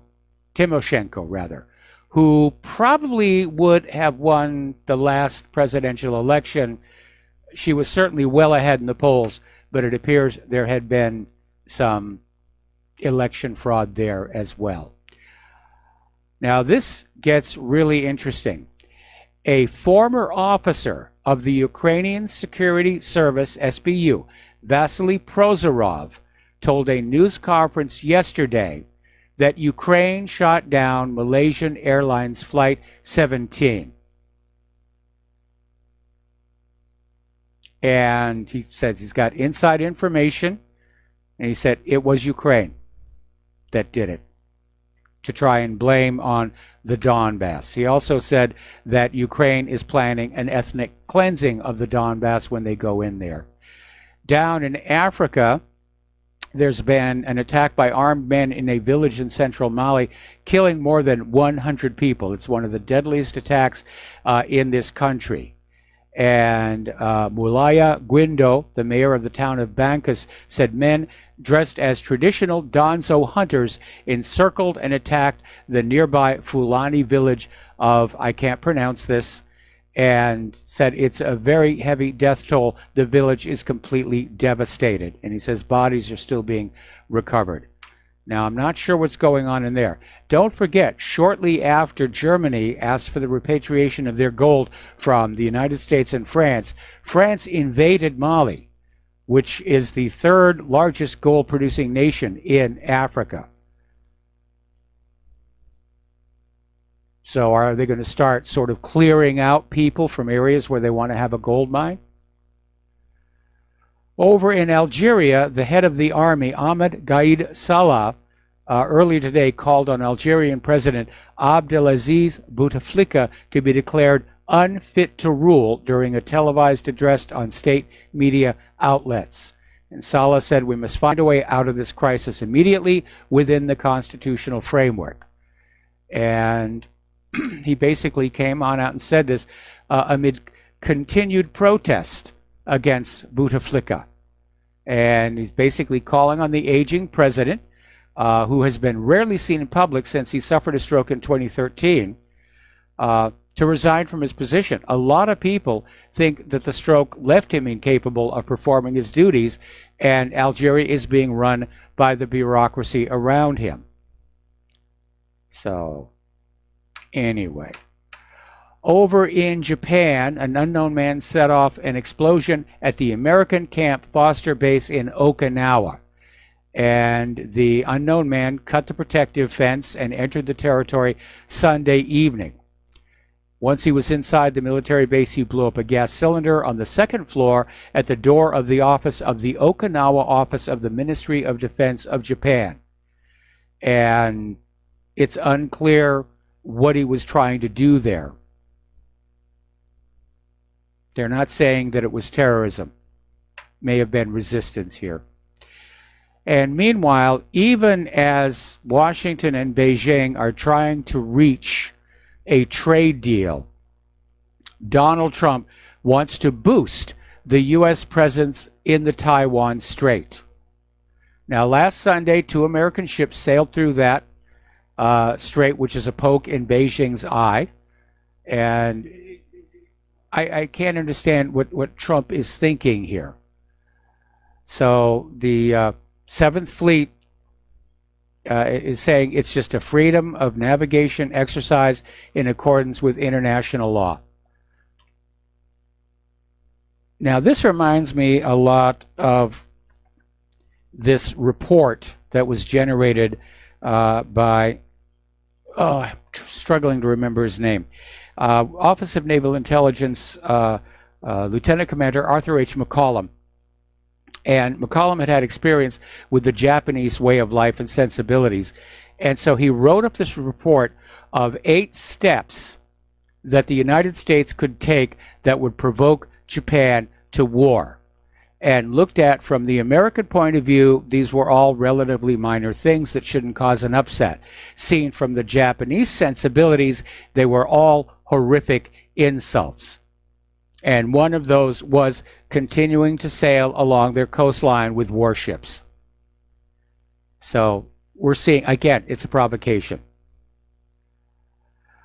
Now, last Thursday, Representatives Ted Lieu and Elise Stefanik introduced the U.S.-Israel Directed Energy Cooperation Act, which would authorize the Department of Defense to carry out bilateral cooperation with Israel to develop directed energy capabilities. In other words, U.S. taxpayers are going to subsidize an experimental Israeli laser weapon, just like we subsidize the Iron Dome system, only to have Israel turn around and sell it back to us. The Trump administration is also pushing for the creation of an $8 billion loan fund to boost weapons sales to foreign allies. You want to buy our weapons? Well, here, easy terms, just give us a down payment and drive that baby right on out of here. It's all about the money. It is all about the money. Now, this is apparently a replacement for the Foreign Military Financing Grant Program, in which they just gave the money away. So these are supposedly going to be loans. But of course, forgiving the loans becomes a very powerful lever against those countries who buy those weapons. Okay, we already talked about Jussie Smollett. And little mention, though, the Chicago Police Department is very upset over the fact that the charges got dropped. Getting on back to Hillary Clinton, Judicial Watch has received 756 pages of newly uncovered emails. We talked about this yesterday. Several of them were classified. They were transmitted over her unsecure non-state gov email system.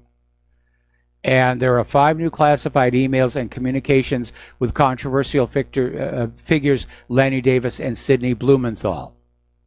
So here is the question. When is Attorney General Barr going to order a new investigation?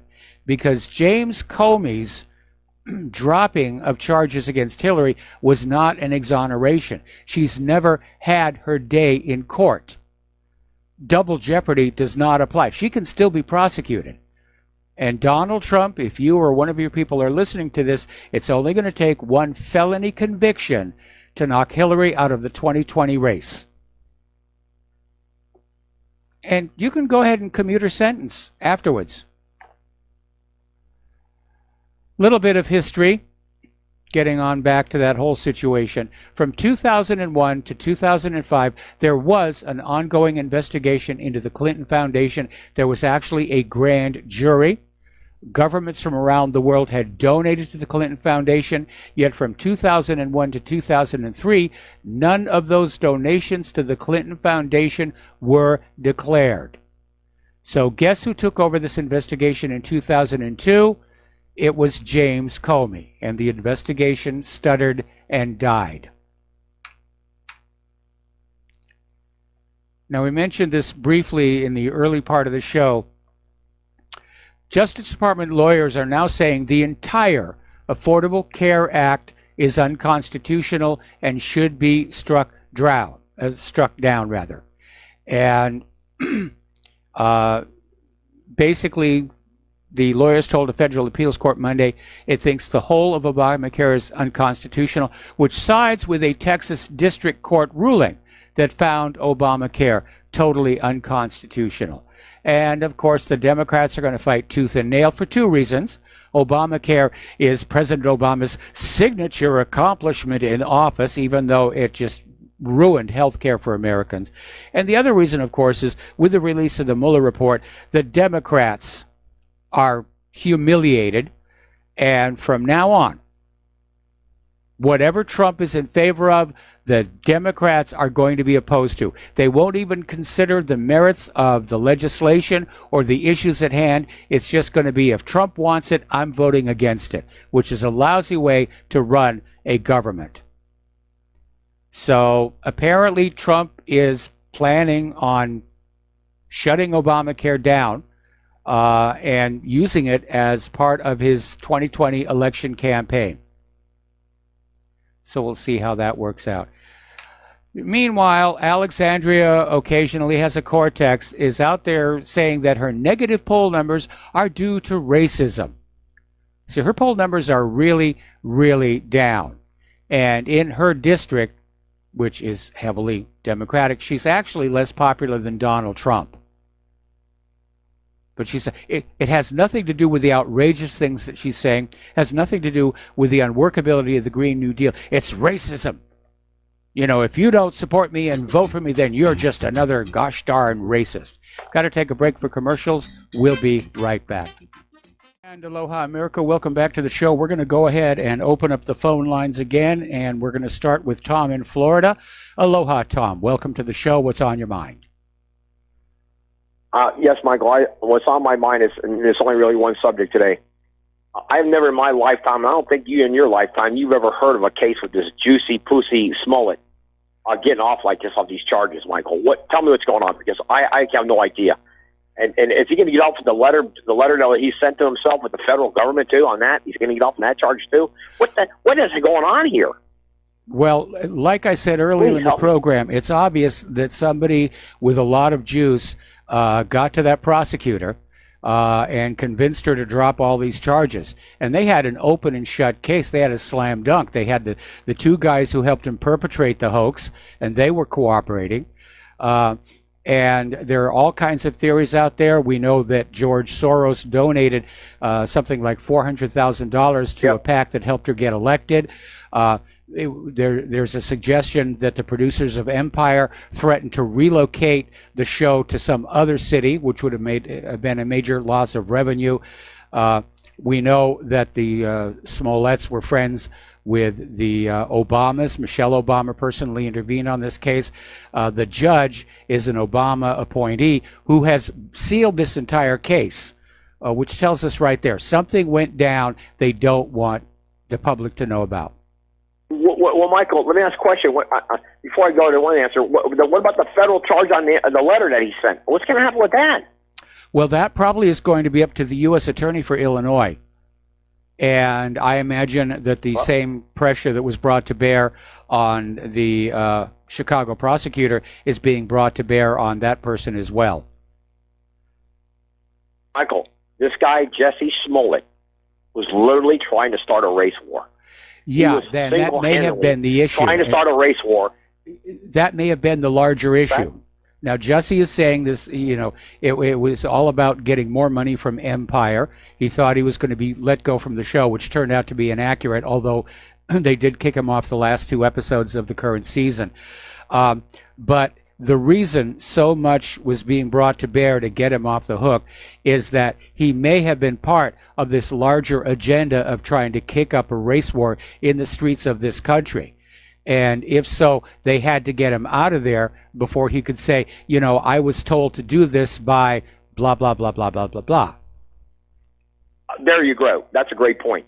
But, Michael, this guy, Smollett, okay, what he did was unprecedented in our history. I don't think it's ever happened in American history like this.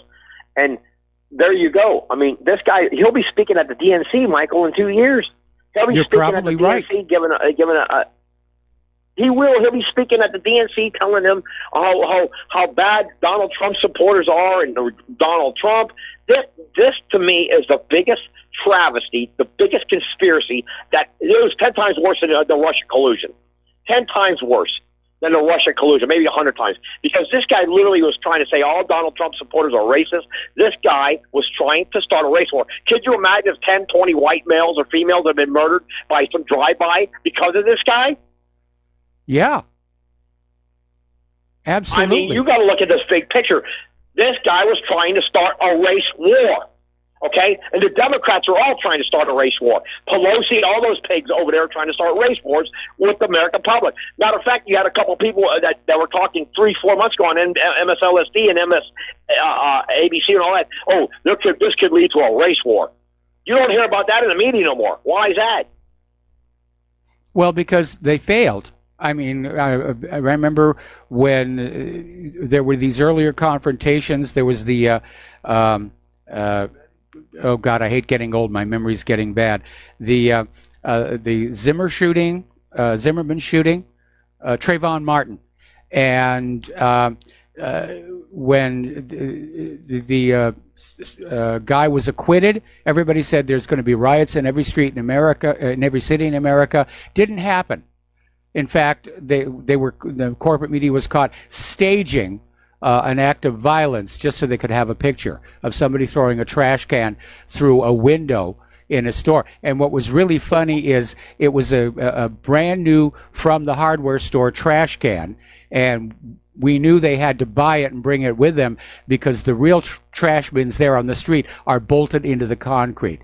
And it was, it is, there does seem to be an agenda to basically just fan up racial tensions to keep America divided and angry with itself. And I would encourage everybody, you know, white, black, red, peach, taupe, mauve, plaid, don't fall for it. You're being suckered. We should all remember we're Americans. We are all Americans. And we should unite together as Americans and confront the real problem with our lives. And that is an out-of-control and corrupt central government. And not fall for all these stunts to keep us divided against each other, black against white, Christians against Muslim, men against women, LGBTQ against the straights. It's all divide and conquer. They're just trying to chop us up so that we represent less of a threat to them. Anyway, listen, Tom, Michael, I got to let you... Michael, one more thing. A perfect example is Sandman. Look what they tried to do to this young kid and all these white kids at that Catholic school. And you had these black Israelis calling all these white kids a bunch of lily white crackers. Can you imagine if the white kids would have turned that around? Tom, I got to let you go. Tom, I got to let you go. Got to take a break for commercials. We'll be right back. Aloha, America. Welcome back to our show. Now, do you remember this legislation, the Born Alive Abortion Survivors Protection Act? This is a bill that says that if a baby survives a late-term abortion and is born alive, that it has to be treated as a human being. It has to be given medical care. It's a citizen. It has all the rights of being a citizen. And to me, that sounds like a really reasonable thing to do. But the House Democrats are opposed to it. And this is like the 20th time they have blocked an attempt to bring it to the floor for a vote. So here we have the same Democrats who are always whining about, oh, those poor children at the southern border, they're just suffering so much, we have to do something. And at the same time, they're out there, well, yeah, just throw the baby in the trash. Maybe it's the wrong kind of baby. Maybe that's part of the plan to change the demographics of the United States to truly make it a third world nation. Okay, we have another caller on the line. Mark in Philadelphia. Aloha. Welcome to the show. What's on your mind? Yes, Mike. The subject is Israel and the F-35. Recently, on military.com was posted a new posting that the Marines and the Navy still deem the F-35 not combat ready, not up to par. But what's interesting about this is you got to wonder. Now, Lockheed Martin is an American corporation. Yes. Yeah. But I called into your show months back and told you that I believe that the fix is in, that they have a fix, that the whole design was they get the good ones because theirs are working. The F-35 in Israel is working very well. Elsbit Systems has got a lot of electronics. They're a subcontractor to Lockheed even for the electronics part of that. So here's another one. I was in the Navy, and I worked at the intermediate level of maintenance, which is where you break it down to the box, to the module, to the part, and you repair or replace. But then they have a depot level, which is where they can completely rework a aircraft from the airframe on up. So what I just learned is that Lockheed has a depot level maintenance facility in Israel. Now the part about that is it's an American company. The depot level should be over here in America, not over there. I agree. The other part of it is that employs a lot of people that with high-paying jobs. The guys that work at depot level are getting paid really well. They're experts at whatever they do, and so I'm against that. But I say that from the beginning, the design of the F-35 was designed to suck money out of us and to put a substandard to give us the ones with the glitch, but they have the fix already wired in. And so that if we were to oppose them with this superior aircraft, this has got a superior stealth capacity and weapon systems. But the thing is if theirs is better, if we have a glitch and they don't, then they could flip a switch and make ours go down. I'm telling you, I don't trust them. So. Well, I'm in agreement with that, but I want to back up to something that you said before. We've got the Marines and the Navy saying the F-35 is not combat worthy. Now, combat implies going head-to-head with an equivalent aircraft, and Israel is not using the F-35 in that manner. They're basically flying the F-35 along a border, firing some missiles at people, then they skedaddle. They haven't gotten into any dogfights, and they haven't, until the advent of the S-300s, they haven't had to deal with a serious air defense system. And I noticed since the S-300 came on in, the F-35s are staying on the ground. So I hesitate to conclude that even with all of this additional work that Israel is doing on the F-35, it may still not be combat worthy even in Israel.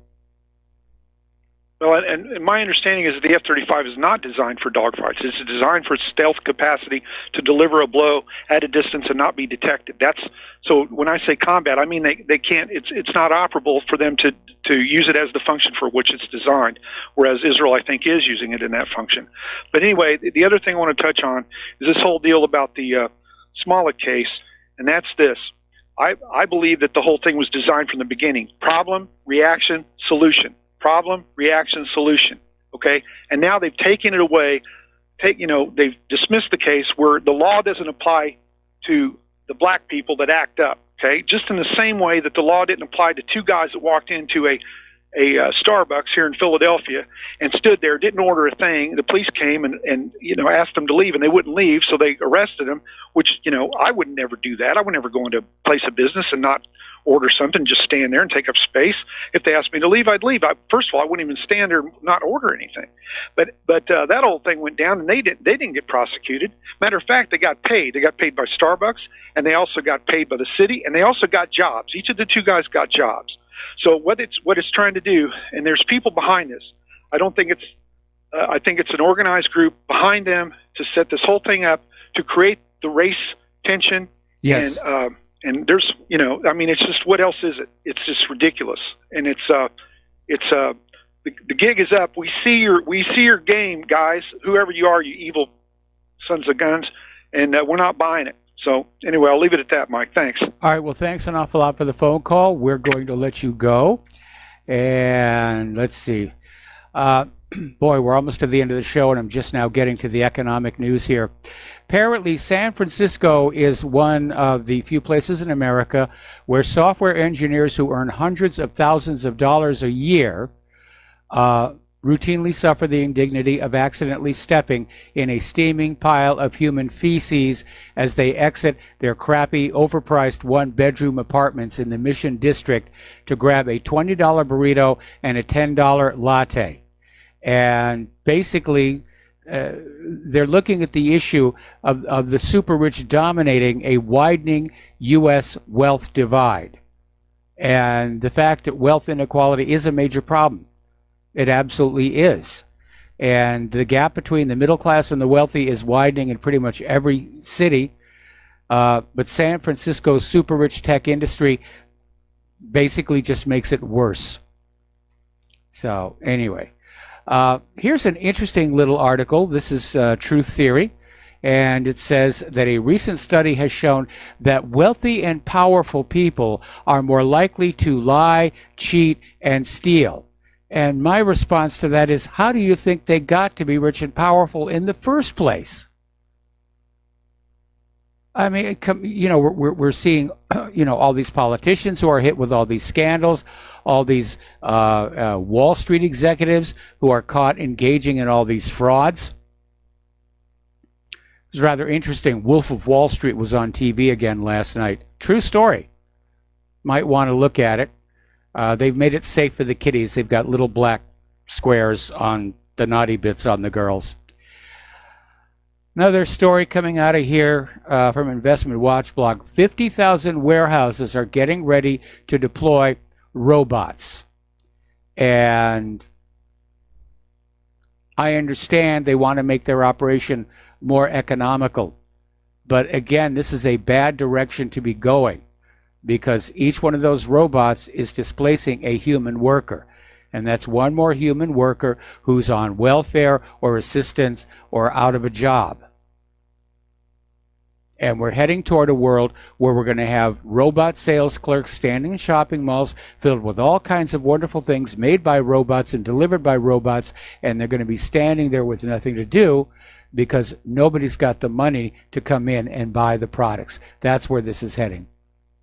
Over in, New Jersey, Governor Phil Murphy has signed, believe it or not, a rain tax bill.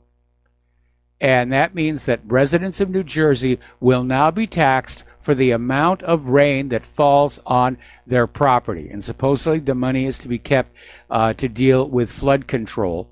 But it's a ridiculous precedent to tax people for something that is totally, completely beyond their control.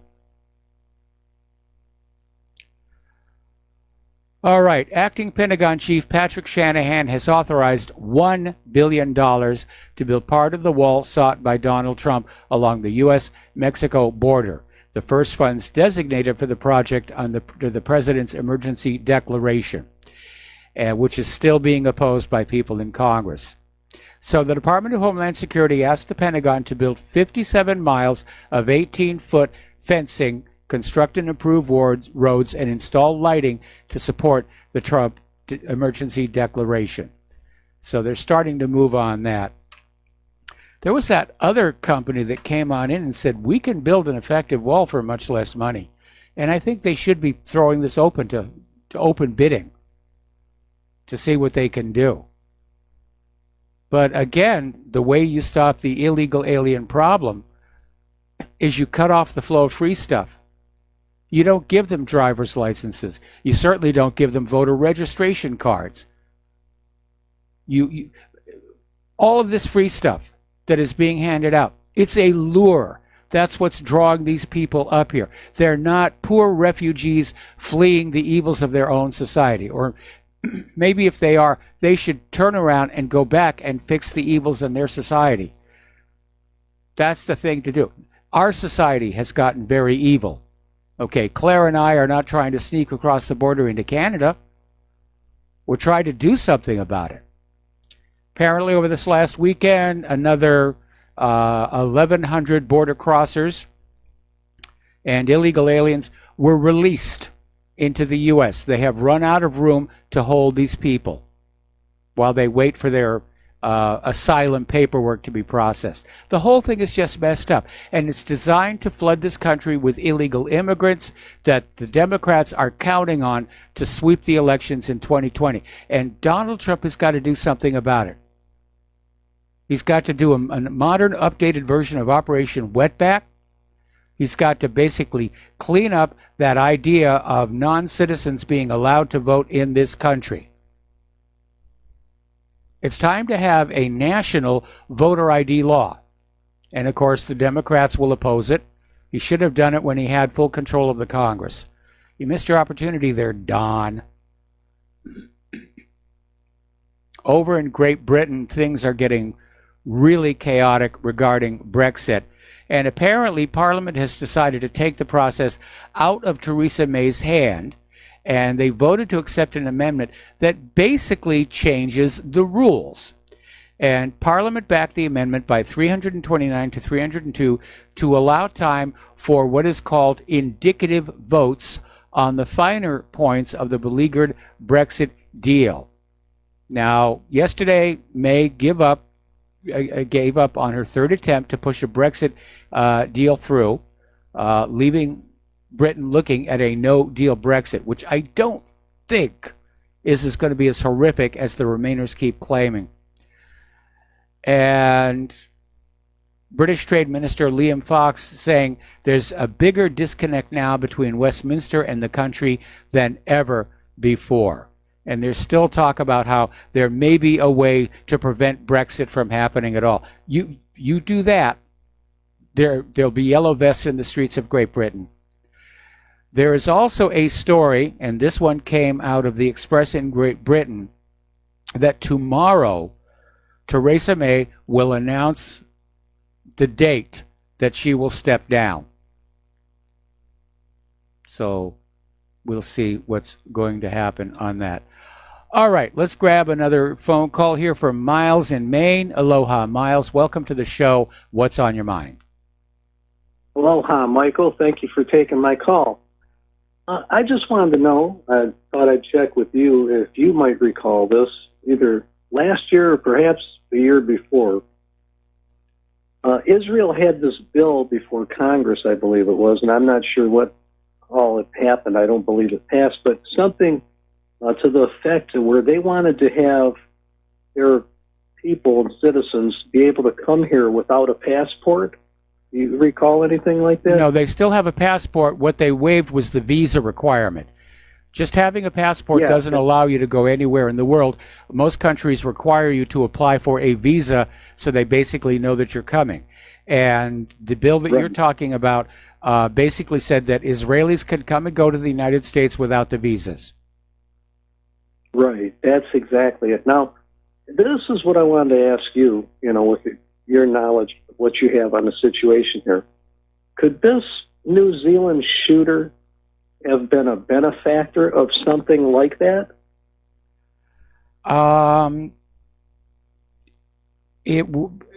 Well, I mean, basically, he was traveling all over the place, so I don't know what his passport said or even which passport it was. In theory, he's Australian, but we're getting a lot of conflicting information about it.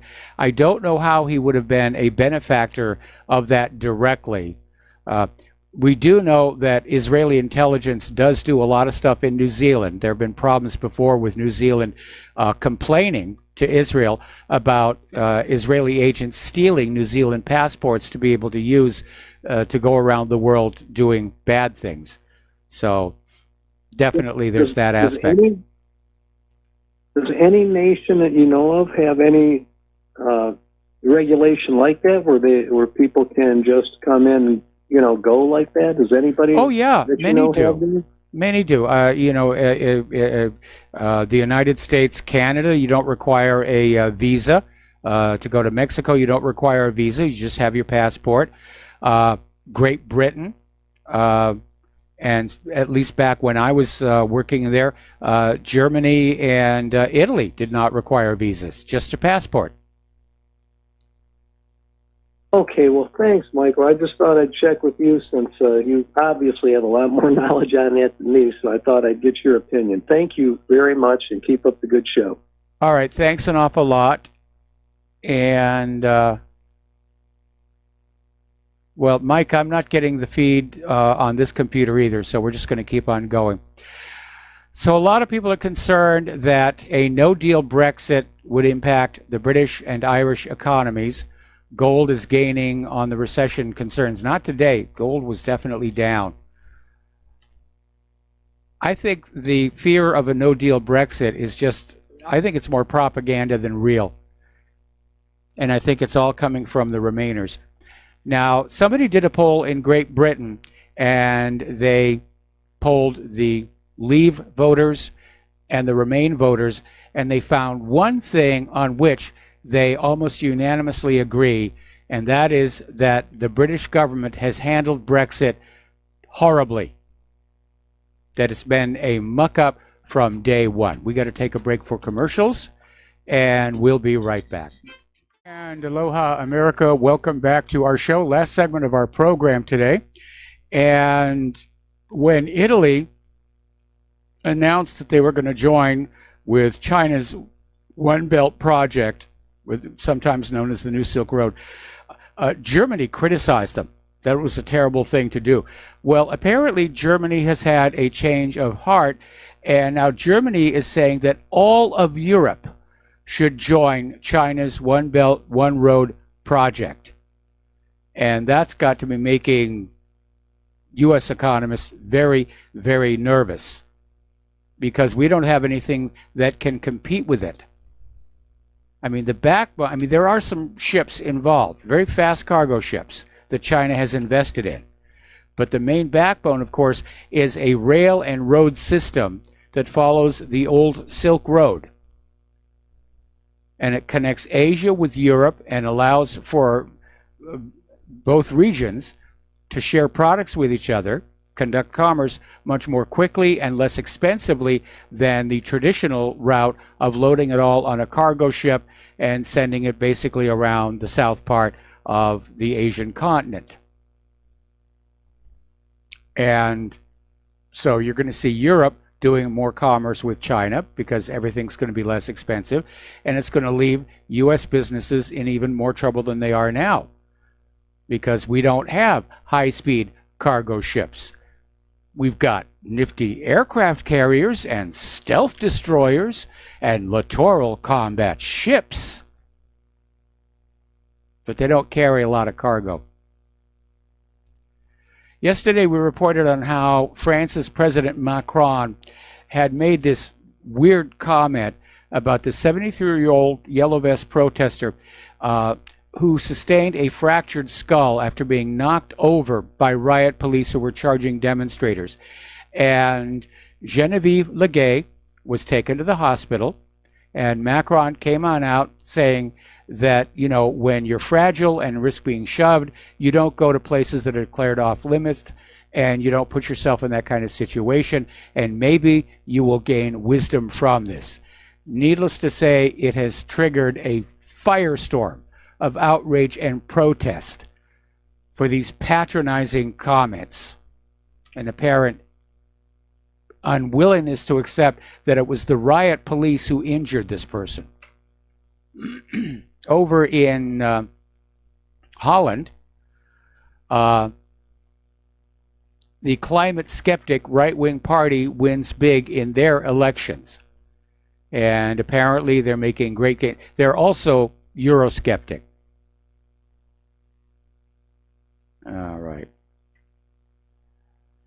All right. Now, this is from Sibel Edmonds, and it was what I was talking about earlier, that everywhere this accused shooter went, there were almost the exact same terror warnings.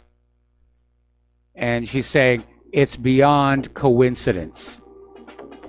And this may be the reason that New Zealand has panicked and banned the video, the manifesto, and even the man's name.